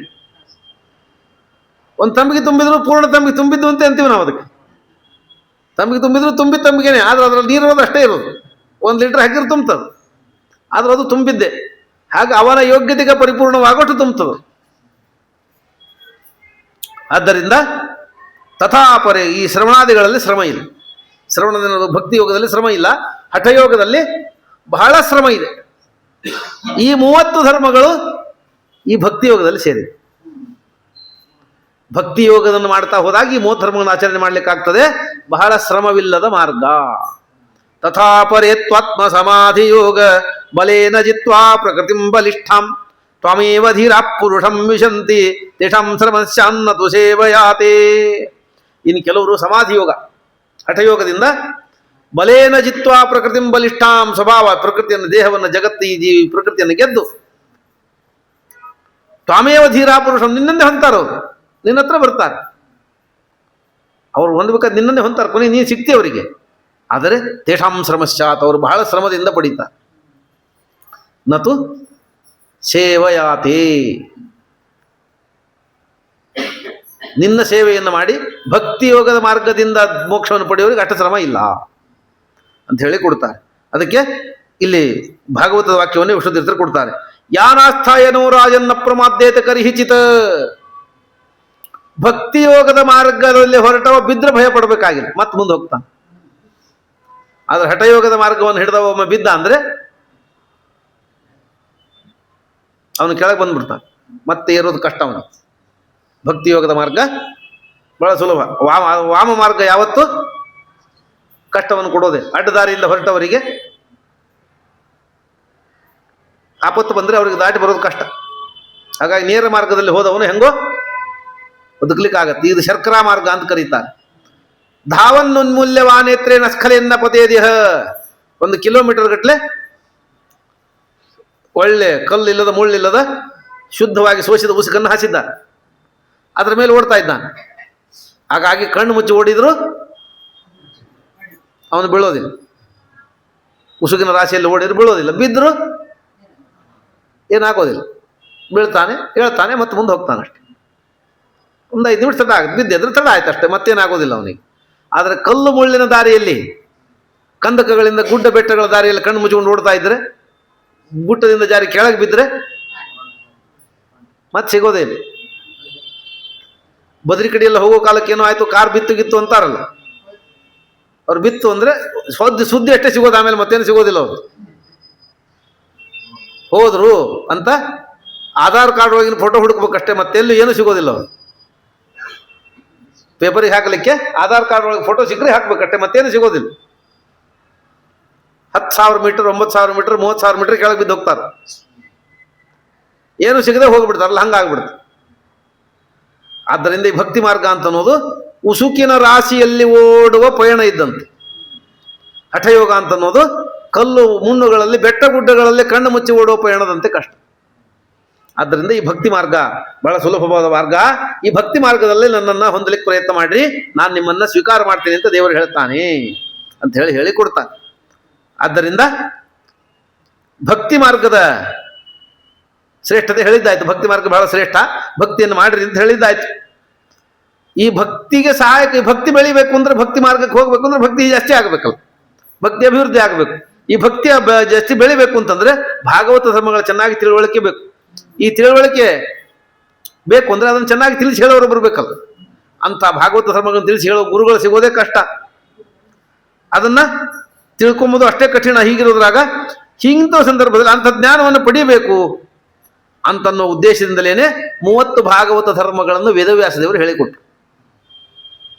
ವೇದವ್ಯಾಸದೇವರು ಹೇಳಿಕೊಟ್ರು ಭಾಗವತದಲ್ಲಿ. ಅಂದ್ರೆ ಈ 30 ಭಾಗವತ ಧರ್ಮಗಳನ್ನು ನಮಗೆ ಹೇಳಿಕೊಟ್ಟ ಗುರುಗಳು ಯಾರು? ಭಗವಂತ. ಹೇಗೆ ನೋಡ್ರಿ, ಭಕ್ತಿ ಮಾರ್ಗ ನನ್ನನ್ನು ಸೇರಲಿಕ್ಕೆ ಶ್ರೇಷ್ಠವಾದ ಮಾರ್ಗ ಅಂತ ಹೇಳಿಕೊಟ್ಟ ದೇವರು. ಆ ಭಕ್ತಿ ಮಾರ್ಗದಲ್ಲಿ ಬರಲಿಕ್ಕೆ ಬೇಕಾದ 30 ಭಾಗವತ ಧರ್ಮಗಳನ್ನು ಹೇಳಿಕೊಟ್ಟ. ಈ 30 ಭಾಗವತ ಧರ್ಮಗಳನ್ನು ನೀವು ಮಾಡ್ತಾ ಈ ಮಾರ್ಗದಲ್ಲಿ ಬರ್ರಿ, ನಮ್ಮನ್ನು ಕರ್ಕೋತೀನಿ ಅಂತ ಹೇಳಿ, ಈ ಬಾಗಿಲಿಂದ ಬರ್ರಿ, ನೀವು ಬೇಗ ಬರ್ಲಿಕ್ಕೆ ಆಗತ್ತೆ ದರ್ಶನಕ್ಕೆ ಅಂತ ಹೇಳಿ ಆ ಬಾಗಿಲಿನ ಬೀಗವನ್ನು ಅವನೇ ಕೊಟ್ಟ. ಈ ಬಾಗಿಲಿಂದ ಬರಬೇಕು ಅಂತ ತೋರಿಸಿಕೊಟ್ಟ. ಆ ಬಾಗಿಲಿನ ಬೀಗಗಳಿಗೆ 30 ಧರ್ಮಗಳು ತೆಗಿಲಿಕ್ಕೆ ಬೇಕಾದ್ದು, ಆ ಧರ್ಮಗಳನ್ನು ಈ ಬಾಗಿಲಿಂದ ಬರ್ರಿ ಅಂತ ಬೇಗವನ್ನು ಕೊಟ್ಟ. ಹಾಗಾಗಿ ಧರ್ಮ ಯಾರು ಹೇಳಿದ್ದು? ಧರ್ಮಂತು ಸಾಕ್ಷಾತ್ ಭಗವತ್ ಪ್ರಣೀತಂ, ಧರ್ಮಂತು ಸಾಕ್ಷಾತ್ ಭಗವತ್ ಪ್ರಣೀತಂ ನ ವೈ ವಿದುರ್ಷಯೋ ನಾಪಿ ದೇವಾ ನ ಸಿದ್ಧ ಮುಖ್ಯಾ ಅಸುರಾ ಮನುಷ್ಯಾ ಕುತೋನು ವಿದ್ಯಾಧರ ಚಾರಣಾದಯ. ಇದೆಲ್ಲ ಏಕಾದಶ ಸ್ಕಂದದಲ್ಲಿ ಬರುವ ಅನೇಕ ಶ್ಲೋಕಗಳನ್ನು ಸಂಗ್ರಹ ಮಾಡ್ತಾರೆ. ಧರ್ಮಂತು ಸಾಕ್ಷಾತ್ ಭಗವತ್, ಧರ್ಮ ಅಂದ್ರೆ ಯಾವುದು? ಸಾಕ್ಷಾತ್ ಭಗವತ್ ಪ್ರಣೀತಂ, ದೇವರು ಹೇಳಿದ್ದು ಧರ್ಮ, ಭಗವಂತ ಹೇಳಿದ್ದು ಧರ್ಮ. ಬೇರೆ ಯಾರು ಹೇಳಿದ್ದು ಧರ್ಮ ಅಲ್ಲ. ವೇದನೂ ಭಗವಂತನೇ ಹೇಳಿದ್ದ, ಭಗವಂತನ ಆಜ್ಞಾರೂಪವಾದದ್ದೇ, ಅನಿತ್ಯವಾದದ್ದು. ಹಾಗೆ ವೇದ ಪ್ರಣೀತೋ ಧರ್ಮ, ವೇದ ಹೇಳಿದ್ದು ಧರ್ಮ, ವೇದವೂ ಭಗವಂತನೇ ಹೇಳಿದ್ದಾದ್ದರಿಂದ ಅದು ದೇವರು ಹೇಳಿದ್ದ ಧರ್ಮ. ಧರ್ಮಂತೂ ಸಾಕ್ಷಾತ್ ಭಗವತ್ ಪ್ರಣೀತಂ, ದೇವರು ಏನೊಂದು ಧರ್ಮ ಅಂತ ಹೇಳಿದ್ದಾನೋ ಅದು ಧರ್ಮ. ಆದ್ದರಿಂದ ಧರ್ಮ ಅಂದ್ರೆ ಏನು? ಧಾರಣೆ ಮಾಡಿದ ಧರ್ಮ, ಜಗತ್ತನ್ನು ಧಾರಣೆ ಮಾಡಿದ ಧರ್ಮ. ಆದ್ದರಿಂದ ಬೇರೆ ಬೇರೆ ಹೇಳಿದಾರಲ್ಲ, ಜಗತ್ತಿನಲ್ಲಿ ದೇವರು ಹೇಳಿದ್ದು ಒಂದೇ ಒಂದು ಧರ್ಮ, ಸನಾತನ ಧರ್ಮ. ಬೇರೆ ಎಲ್ಲ ಧರ್ಮಗಳು ದೇವದೂತರು ಹೇಳಿದ್ದು, ದೇವದೂತರು ಬಂದು ಹೇಳಿ ಹೋಗಿದ್ದಾರೆ ಅಂತ ಹೇಳ್ತಾರೆ ಅವರು. ಆ ಎಲ್ಲ ಮತಗಳ ಪ್ರವರ್ತಕರು ದೇವದೂತರು ಅಂತ ಹೇಳ್ತಾರೆ, ದೇವರಲ್ಲ, ದೇವದೂತರು ಅಂತ ಹೇಳ್ತಾರೆ. ದೇವದೂತರು ಪ್ರವರ್ತನೆ ಮಾಡಿದ ಧರ್ಮಗಳು. ಎರಡನೇದ್ದು ಧರ್ಮವೇ ಅಲ್ಲ, ಎಲ್ಲ ಮತಗಳು, ಅವೆಲ್ಲ ಮತಗಳು. ಅದೊಂದು ಉಪಾಸನ ವಿಭಾಗದ ಮತಗಳಷ್ಟೇ, ಯಾವುದು ಧರ್ಮ ಅಲ್ಲ. ಧರ್ಮ ಅಂದರೆ ಉಪಾಸನಾ ಪದ್ಧತಿ, ಆ ಉಪಾಸನಾ ಪದ್ಧತಿ ಧರ್ಮ. ಆ ಮತ ವಿಭಾಗ ಮತ ಅಷ್ಟೇ, ಅದೊಂದು ಮತಗಳು. ಯಾವುದೇ ಇರಲಿ, ಅದು ಇಸ್ಲಾಂ ಇರಲಿ, ಕ್ರಿಶ್ಚಿಯಾನಿಟಿ ಇರಲಿ, ಜೈನ್ ಇರಲಿ, ಇರಲಿ, ಸಾವಿರಾರು ಧರ್ಮ ಇದೆ. ನಮಗೊಂದು 4 ಹೆಸರು ಗೊತ್ತಿರುತ್ತೆ, ನಾವು ಹೇಳ್ತೀವಿ ಅಷ್ಟೇ. ಜಗತ್ತಿನಲ್ಲಿ 5,000ಕ್ಕಿಂತ ಹೆಚ್ಚು ಧರ್ಮಗಳಿದೆ. ಎಷ್ಟೋ ಧರ್ಮ ನಾಶ ಆಗಿ ಹೋಗಿದೆ. ಈಗ ನಾಶ ಆಗಿ ಹೋಗಿ ಉಳಿದದ್ದು ಇವತ್ತು 5,000ಕ್ಕಿಂತ ಜಾಸ್ತಿ ಇದೆ. ಧರ್ಮದಲ್ಲಿ ಮತ್ತೆ ಒಂದು ಒಳ ಧರ್ಮಗಳು, ಪಂಗಡಗಳಲ್ಲಿ ಮತ್ತೆ ಒಳ ಪಂಗಡ, ಮತಗಳಲ್ಲಿ ಮತ್ತೆ ಒಳ ಮತಗಳು, ಬಹಳ ವಿಭಾಗಗಳಿರ್ತದೆ. ನಮ್ಮ ಧರ್ಮದಲ್ಲಿ ವರ್ಣಾಶ್ರಮ ಇದೆ, ಉಪಾಸನ ಅಸ್ಪೃಶ್ಯತೆ ಇದೆ, ಅನ್ಟಚಬಿಲಿಟಿ ಇದೆ ಅಂತ ಬೇರೆ ಮತಕ್ಕೆ ಹೋಗ್ತಾರೆ. ಆದರೆ ಕನಿಷ್ಠ ನಮ್ಮ ಮತದಲ್ಲಿ ಅವರದೇ ಆದ ಒಂದು ಗುಡಿಯನ್ನು ಕಟ್ಟಿಕೊಂಡು ಪೂಜೆ ಮಾಡ್ಕೊಳ್ಳಿಕ್ಕೆ ಯಾರು ಅವ್ರಿಗೆ ತೊಂದರೆ ಮಾಡಿಲ್ಲ. ಊರು ಹೊರಗಿದ್ರು ಅಲ್ಲೇ ಗಿಡದ ಕೆಳಗೆ ಒಂದು ಗುಡಿ ಕಟ್ಟಿಕೊಂಡು ಅವ್ರು ತಮ್ಮ ಪೂಜೆ ಮಾಡ್ಕೊಳ್ಳಿಕ್ಕೆ ಯಾರು ಮಾಡಿಲ್ಲ. ನಮ್ಮ ಧರ್ಮದಲ್ಲಿ ಅನ್ಟಚಬಿಲಿಟಿಲಿ ಎಲ್ಲರೂ ಒಂದೇ ಮಾಡಿ ಕರ್ಕೋತೀವಿ ಅಂತ ಹೇಳುವ ದೇವದೂತರ, ಶಾಂತಿ ದೂತರ ಧರ್ಮ ಏನಿದೆಯಲ್ಲ, ಈಗ 4 ತಿಂಗಳ ಕೆಳಗೆ ಪಾಕಿಸ್ತಾನದಲ್ಲಿ ಸುನ್ನಿ ಮುಸ್ಲಿಮರಿಗೆ ಮಸೀದಿ ಒಳಗೆ ಹೋಗಿದ್ದು ಗಲ್ಲಿಗೆ ಹಾಕಿದ್ದಾರೆ. ಮಸೀದಿ ಒಳಗೆ ಪ್ರವೇಶ ಮಾಡಿದ್ದಕ್ಕೆ ಗಲ್ಲಿಗೆ ಹಾಕಿದ್ದಾರೆ. ಅವರಿಗೆ ಒಳಗೆ ಪ್ರವೇಶ ಮಾಡದೇ ಇದ್ದಂತೆ ಸರ್ಕಾರ ಆಜ್ಞೆ ಮಾಡಿದೆ. ಅದೆಲ್ಲ ಸುನ್ನಿ ಪ್ರಬಲ. ಅವರು ಶಿಯಾ ಮುಸ್ಲಿಮರಿಗೆ ಒಳಗೆ ಬರಬಾರ್ದು ಅಂತ ಹೇಳಿ ಮಾಡಿ, ಶಿಯಾ ಸುನ್ನಿ ಅವರಲ್ಲಿ ಹೊಡೆದಾಟ, ಜಗತ್ತೊಳಗೆ ಅತಿ ದೊಡ್ಡ ಹೊಡೆದಾಟವೇ ಶಿಯಾ ಸುನ್ನಿ ಮುಸ್ಲಿಮರದ್ದು. ಹಿಂದೂ ಮುಸ್ಲಿಮರ ಹೊಡೆದಾಟ ಅಲ್ಲ. ಇತಿಹಾಸ ತೆಗೆದು ನೋಡ್ರಿ, 200, 300, 400 ಇತಿಹಾಸ ತೆಗೆದು ನೋಡ್ರಿ. ಇವತ್ತಿನ ವರ್ತಮಾನ ತೆಗೆದು ನೋಡ್ರಿ, ಅತಿ ಹೆಚ್ಚು ಹೊಡೆದಾಟ ಆಗೋದು ಶಿಯಾ ಸುನ್ನಿ ಮುಸ್ಲಿಮರಲ್ಲಿ. ಈ ಹಿಂದೂ ಮುಸ್ಲಿಂ ಹೊಡೆದಾಟ ಎಲ್ಲೇ ಭಾರತದಲ್ಲಿ, ಬಂಗಾಳದಲ್ಲಿ 4 ಕಡೆ ನಡೀತದೆ. ಜಗತ್ತಿನ ಅತಿ ದೊಡ್ಡ ಹೋರಾಟ ಅಂದ್ರೆ ಮುಸ್ಲಿಮರು ಮುಸ್ಲಿಮೇತರರು ಬೇರೆ ರಾಷ್ಟ್ರಗಳಲ್ಲಿ ಅವರವರೊಳಗೆ ಶಿಯಾ ಸುನ್ನಿಗಳೆಲ್ಲ ಆಗುತ್ತೆ. 1000 ವರ್ಷದ ಇತಿಹಾಸ ಇದೆ. ಅದು ಕೋಟ್ಯಾಂತರ ಜನ ಬಲಿ ಕೊಟ್ಟಾರ ಅದಕ್ಕೆ. ಇವತ್ತಿಗೂ ನಡೆದಿದೆ. ಸರ್ಕಾರ ಆಜ್ಞೆ ಮಾಡಿದೆ, ಅವರು ನಮ್ಮ ಮಸೀದಿಗಳಲ್ಲಿ ಪ್ರವೇಶ ಮಾಡಬಾರದು. ಆದ್ದರಿಂದ ಈ ತಾರತಮ್ಯ ವಿಭಾಗ ಅಂತ ಅನ್ನೋದು ಎಲ್ಲ ಕಡೆಗಿದೆ. ವ್ಯತ್ಯಾಸ ಏನು ಅಂದ್ರೆ ನಾವಿದೆ ಅಂತ ಹೇಳ್ತೀವಿ, ನಿಷ್ಠರಾಗ್ತೀವಿ, ನಮ್ಮಲ್ಲಿ ಏನೂ ಇಲ್ಲ ಅಂತ ಹೇಳ್ಕೊಂಡವರು ತೇಪೆ ಹಾಕ್ಕೋತಾರೆ ಅಷ್ಟೇ ಹೊರತಾಗಿ ಎಲ್ಲ ಕಡೆಗಿರೋದೇ. ಯಾಕೆಂದರೆ ಅದು ಜಗತ್ತಿನ ಸತ್ಯ. ಸತ್ಯ ಆದಮೇಲೆ ಎಲ್ಲ ಕಡೆಗೆ ಇದ್ದೇ ಇರ್ತದೆ. ಆ ಸತ್ಯವನ್ನು ಒಪ್ಕೊಳ್ಳೋದು ಹೇಗೆ ಕೆಲವರು ಮಾಡ್ತಾರಷ್ಟೆ. ಹಾಗಾಗಿ ಧರ್ಮಂತು ಸಾಕ್ಷಾತ್ ಭಗವತ್ ಪ್ರಣೀತಂ. ಧರ್ಮ ಅಂದರೆ ಭಗವಂತ ಹೇಳಿದ್ದು ಧರ್ಮ. ಯಾವುದನ್ನು ಭಗವಂತ ಧರ್ಮ ಅಂತ ಹೇಳಿದ್ದಾನೋ ಅದು ಧರ್ಮ. ಅದನ್ನು ದೇವತೆಗಳು ಕೂಡ ಸರಿಯಾಗಿ ತಿಳಿಲಿಕ್ಕಾಗೋದಿಲ್ಲ, ಋಷಿಗಳು ತಿಳಿಲಿಕ್ಕಾಗೋದಿಲ್ಲ, ಸ್ಫೂರ್ತಿಯಾಗಿ ಯಾರೂ ತಿಳಿದಿಲ್ಲ. ದೇವತೆಗಳಿಗೆ ಚೆನ್ನಾಗಿ ತಿಳಿದಿಲ್ಲ ಅಂದರೆ ಮನುಷ್ಯರಿಗೆ ತಿಳಿದಿಲ್ಲ ಅಂತ ಏನು ಹೇಳೋದು? ಹಾಗಾಗಿ ಮನುಷ್ಯರಿಗೂ ಈ ಪೂರ್ತಿಯಾಗಿ ಧರ್ಮವನ್ನು ತಿಳಿಲಿಕ್ಕಾಗೋದಿಲ್ಲ ಅಂತಾಯ್ತು.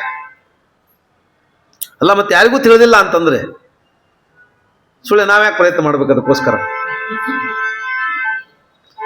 ಯಾರಿಗೂ ತಿಳಿದೆ ಅಂತ ತಿಳ್ಕೊಳ್ಳಿಕ್ಕೆ ಪ್ರಯತ್ನ ಮಾಡಿ ಸುಳ್ಳೆ ಟೈಮ್ ವೇಸ್ಟ್ ಮಾಡೋದು ಯಾಕೆ? ಬಿಡ್ರಿ, ಬೇಡ ಅಂತ ಅನ್ಬೇಡ್ರಿ ಅಂದ್ರೆ ಅವ್ರು. ಯಾರಿಗೂ ತಿಳಿದಿಲ್ಲ ಅಂದರೆ ಪೂರ್ತಿಯಾಗಿ ಯಾರಿಗೂ ತಿಳಿದಿಲ್ಲ ಅಂತ ಅರ್ಥ. ಯಾರು ಪೂರ್ತಿ ತಿಳ್ಕೊಂಡಾಗಿಲ್ಲ, ಎಲ್ಲರೂ ತಮ್ಮ ತಮಗೆ ಬೇಕು ಯೋಗ್ಯತೆ ಇದ್ದಷ್ಟು ತಿಳ್ಕೊಂಡಾರೆ. ಹಾಗೆ ನೀವು ಪ್ರಯತ್ನ ಮಾಡಿರಿ, ನಿಮ್ಮ ಯೋಗ್ಯತೆ ಇದ್ದಷ್ಟು ತಿಳಿಸಿದ್ರೆ ಅಷ್ಟು ಆಚರಣೆ ಮಾಡಿರಿ ಅಂತ ಹೇಳಿದ್ರೆ. ಯಾಕಂದ್ರೆ ನೋಡ್ರಿ, ನಾವು ಪೂರ್ತಿ ಮಾಡಿದ್ರೆ ಮಾಡೋದು, ಇಲ್ಲ ಅಂದ್ರೆ ಏನು ಮಾಡೋದಿಲ್ಲ.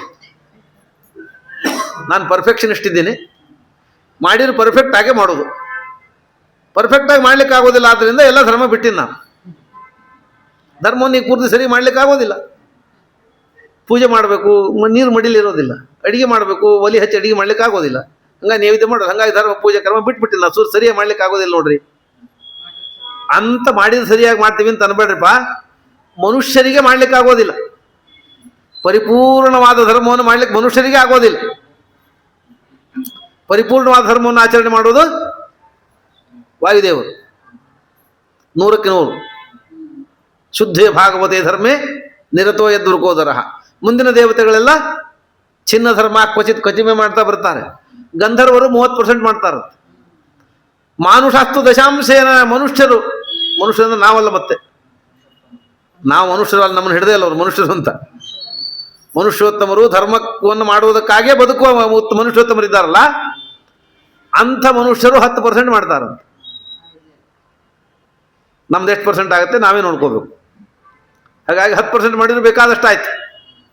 10% ಇವನಿಗೆ ಬೇಕಾದಷ್ಟು ಆಗುತ್ತೆ. ಇದರಿಂದ ಅವನಿಗೆ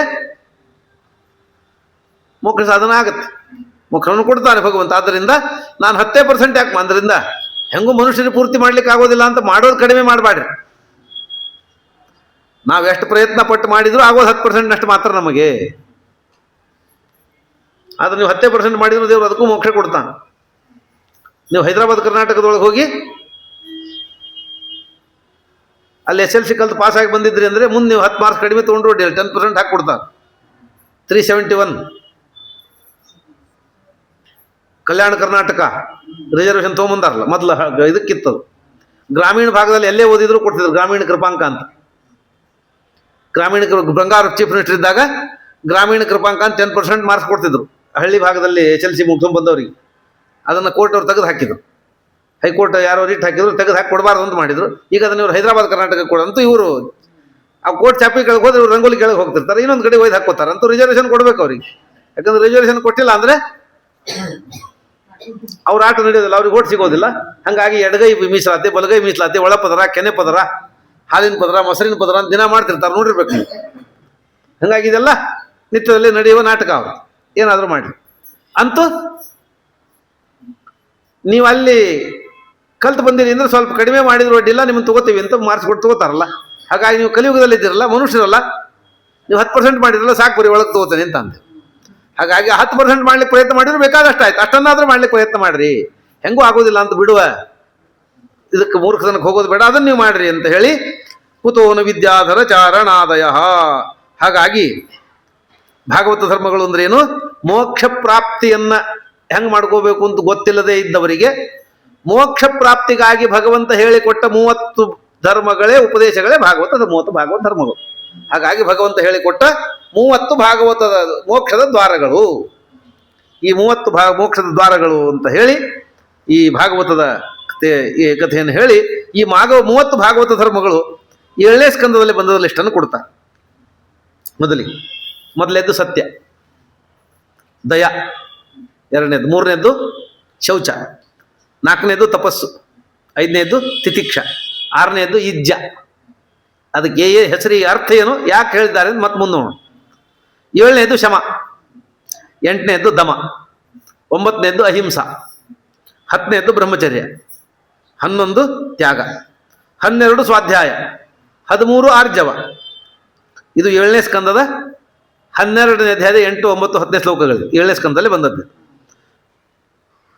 15ನೇದು ಸಮುದ್ರಕ್ಕೆ ಸೇವಾ, 14 ಸಂತೋಷ, 15 ಸಮುದ್ರಕ್ಕೆ ಸೇವಾ, 16 ಗ್ರಾಮ್ಯ ಹೋಪರಮ, 17 ಶನೈಂದ್ರನಾಮ ವಿಪರ್ಯಯ ವೈರಾಗ್ಯ, 18 ಮೌನ, 19 ಆತ್ಮವಿಮರ್ಶನ, 20 ಅನ್ನಾದ್ಯ ಸಂವಿಭಾಗ, ಅನ್ನವನ್ನು ವಿಭಾಗ ಮಾಡಿ ಪಂಚದ ಅನ್ನಾದಿಗಳನ್ನು ಭಾಗ ಯಾರಿಗೆ ಎಷ್ಟು ಕೊಡಬೇಕು ಅಷ್ಟು ಪಂಚ ಯಜ್ಞಾದಿಗಳನ್ನು ಮಾಡೋದು ಸಂವಿಭಾಗ. ಆತ್ಮದೇವತಾ ಬುದ್ಧಿ, ಬೇರೆ ಪ್ರಾಣಿಗಳಲ್ಲಿ ಭಗವಂತನನ್ನು ಆತ್ಮದೇವತಾ ಬುದ್ಧಿ. 22ನೇದು ಶ್ರವಣ, ಭಾಗವತ ಧರ್ಮಗಳಲ್ಲಿ ಶ್ರವಣ ಮೊದಲಲ್ಲ, 22ನೇದ್ದು ಇದು. ಶ್ರವಣ ಮನನ ಇತಿಹಾಸಗಳಲ್ಲಿ ನವೋದ ಭಕ್ತರಲ್ಲಿ ಶ್ರವಣ ಮೊದಲು, ಈ ಭಾಗವತ ಧರ್ಮಗಳಲ್ಲಿ ಶ್ರವಣ 22ನೇ ಧರ್ಮ ಇದೆ, ಶ್ರವಣ. ಆಮೇಲೆ ಕೀರ್ತನ, 24 ಸ್ಮರಣ, 25 ಮಹತ್ಸೇವಾ, 26 ಇಜ್ಜ, 27 ಅವನತಿ, 28 ಸಖ್ಯ, 29 ದಾಸ, 30 ಆತ್ಮಸಮರ್ಪಣ. ಈಗ 30 ಧರ್ಮಗಳನ್ನು ಹೇಳಿ ಕೊಡ್ತಾನೆ. ಇಲ್ಲಿ ಶ್ರವಣ 22 ಆಯ್ತು. ನಾವಿಲ್ಲಿ ಶ್ರವಣ ಮೊದಲೇದು ಮಾಡ್ತೀವಿ, ಯಾಕಂದ್ರೆ ಇವೆಲ್ಲ ಬಿಟ್ಟು ಅದೊಂದೇ ಮಾಡ್ತೀವಿ, ಅದರಿಂದ ಅದೇ ಮೊದಲೇದಾಗಿರ್ತದೆ. ಎಲ್ಲ ಕಡೆಗೆ ಅದೇ ಮೊದಲಾಗಿರೋದಿಲ್ಲ. ಯಾಕಂದ್ರೆ ಅವತಾರಗಳಲ್ಲಿ ಯಾವುದು ಮೊದಲು? ಮತ್ಸ್ಯ ಕೂರ್ಮ ವರಾಹ ನಾವು ಅನ್ಕೊಂತೀವಿ. ಮತ್ಸ್ಯ ಮೊದಲೇ ಅವತಾರ ಅಲ್ಲ, ಮೊದಲು ವರಾಹ ಅವತಾರ. ಅದಂತೂ ಮೊದಲು ವರಾಹನೇ ಮೊದಲಾಗಬೇಕಲ್ಲ. ಶ್ವೇತವರಾಹ ಈ ಕಲ್ಪ, ಯಜ್ಞವರಾಹ ಮೊದಲು ಯಜ್ಞವರಾಹ ಆದಿಯಲ್ಲೇ ಆಗಿದ್ದು, ಆದಿ ಹಿರಣ್ಯಾಕ್ಷನ ಕೊಂದದ್ದು. ಶ್ವೇತವರಾಹ ಈಗಾಗಿದ್ದು, ಈಗ ಈ ಹಿರಣ್ಯಕಶಿಪನ ತಮ್ಮನನ್ನ ಪ್ರಹ್ಲಾದನ ಚಿಕ್ಕಪ್ಪನ ಕೊಂದದ್ದು, ಇದು ಶ್ವೇತವರಾಹ. ಆದರೆ ಈ ವರಾಹ ಅವತಾರ ಆಗಿದ್ದು ಯಾಕೆ? ಭೂಮಿಯನ್ನು ಉದ್ಧಾರ ಮಾಡಲಿಕ್ಕೆ, ಮೇಲ್ ತರಲಿಕ್ಕೆ. ಆ ಭೂಮಿಯನ್ನು ಉದ್ಧಾರ ಮಾಡಿ ಭೂಮಿ ಬಂದ ಮೇಲೆ ವಯವಸ್ವತಮನು ಸತ್ಯವೃತ ಅಂತ ಅವನು ರಾಜನಾಗಿ ಹುಟ್ಟಿದ್ದ. ಅವನು ರಾಜನಾಗಿ ಹುಟ್ಟಿ ಅರ್ಘ್ಯ ಕೊಡೋ ಕಾಲಕ್ಕೆ ಅವನ ಕೈಯಲ್ಲಿ ಮೀನು ಬಂದಿತ್ತು. ಹಾಗಾಗಿ ವರಾಹ ಅವತಾರ ಆಗಿ ಭೂಮಿ ಬಂದ ಮೇಲೆ ಮತ್ಸ್ಯಾವತಾರ ಆಗಿದ್ದು. ಹಾಗೆ ಅವತಾರ ಕ್ರಮದಲ್ಲಿ ಮತ್ಸ್ಯ ಮೊದಲಲ್ಲ, ದಶಾವತಾರದ ಕ್ರಮದಲ್ಲಿ ಮತ್ಸ್ಯ ಮೊದಲಷ್ಟೇ. ದಶಾವತಾರದಲ್ಲಿ ಒಂದು ಗುಂಪಲ್ಲಿ ಅದನ್ನು ವ್ಯೂಹದಲ್ಲಿ 10 ಮೊದಲೇದು ಮಾಡಿ ಹೇಳಿದ್ದಷ್ಟೇ. ಆದರೆ ಭಾಗವತದಲ್ಲಿ ಮೊದಲು ವರಾಹ, 8ನೇದಾಗಿ ಮತ್ಸ್ಯ ಹೇಳ್ತಾರೆ. ಹಾಗಾಗಿ ಒಂದೊಂದು ಕಡೆ ಒಂದೊಂದು ಕ್ರಮದಲ್ಲಿ ಹೇಳಿರ್ತಾರೆ. ನಾವೆಲ್ಲ ಮತ್ಸ್ಯ ಕೂರ್ಮ ವರಾಹ ನರಸಿಂಹ ಅಂತ ಕೇಳಿವ, ಅದರಿಂದ ಮತ್ಸ್ಯನೇ ಮೊದಲು ಅಂತ ಹಿಂಗೆ ಹೇಳೋ ಕ್ರಮದಲ್ಲಿ ವ್ಯತ್ಯಾಸದಿಂದ ಹೇಳಿಕೊಟ್ಟಿರ್ತಾರೆ. ಆದರೆ ನಮಗೆ ಗೊತ್ತಾಗುತ್ತೆ ನೋಡಿರಿ, ವರಾಹ ಆಗಿ ಭೂಮಿ ಉದ್ಧಾರ ಆದಮೇಲೆ ಮತ್ಸ್ಯ ಆಗಿದ್ದು. ಹಾಗಾಗಿ ವರಾಹ ಅವತಾರ ಮೊದಲಾದ, ಆಮೇಲೆ ಮತ್ಸ್ಯಾವತಾರ ಬಂದಿರ್ತದೆ. ಹೀಗೆ ಇಲ್ಲಿ ಈ ಕೆಲವು ಧರ್ಮಗಳನ್ನು ವ್ಯತ್ಯಾಸ ಮಾಡಿ ಹೇಳಿಕೊಡ್ತಾ 30 ಧರ್ಮಗಳನ್ನು ಹೇಳಿಕೊಡ್ತಾರೆ. ಈ 30 ಭಾಗವತ ಧರ್ಮಗಳಿಗೆ ಅವಕ್ಕೆ ಏನು ಹೆಸರು ಬಂತು, ಯಾಕೆ ಬಂತು, ಯಾಕೆ ಕರೀತಾರೆ, ಮಾಡಬೇಕಾದ ಅವಶ್ಯಕತೆ ಏನು, ಯಾವ್ಯಾವುದನ್ನು ಏನೇನು ಹೇಗೆ ಅರ್ಥ ಮಾಡ್ಕೋಬೇಕು, ಶೌಚ ಅಂದ್ರೆ ಏನು ಅರ್ಥ ಮಾಡ್ಕೋಬೇಕು, ಸತ್ಯ ಅಂದ್ರೆ ಏನು ಅರ್ಥ ಮಾಡ್ಕೋಬೇಕು, ದಯ ಅಂದ್ರೆ ಏನು ಅರ್ಥ ಮಾಡ್ಕೋಬೇಕು ಅಂತ ವಿಷ್ಣುತೀರ್ಥರು ವ್ಯಾಖ್ಯಾನ ಮಾಡ್ತಾ ಹೋಗ್ತಾರೆ. ಅದನ್ನು ನಾಳೆಯಿಂದ ಆ ಭಾಗವತ ಧರ್ಮಗಳನ್ನು ತಿಳಿಲಿಕ್ಕೆ ಪ್ರಯತ್ನ ಮಾಡೋಣ. ಹರಯೇ ನಮಃ. ಶ್ರೀಕೃಷ್ಣಾರ್ಪಣ. ನಾಹಂ ಕರ್ತ ಹರಿ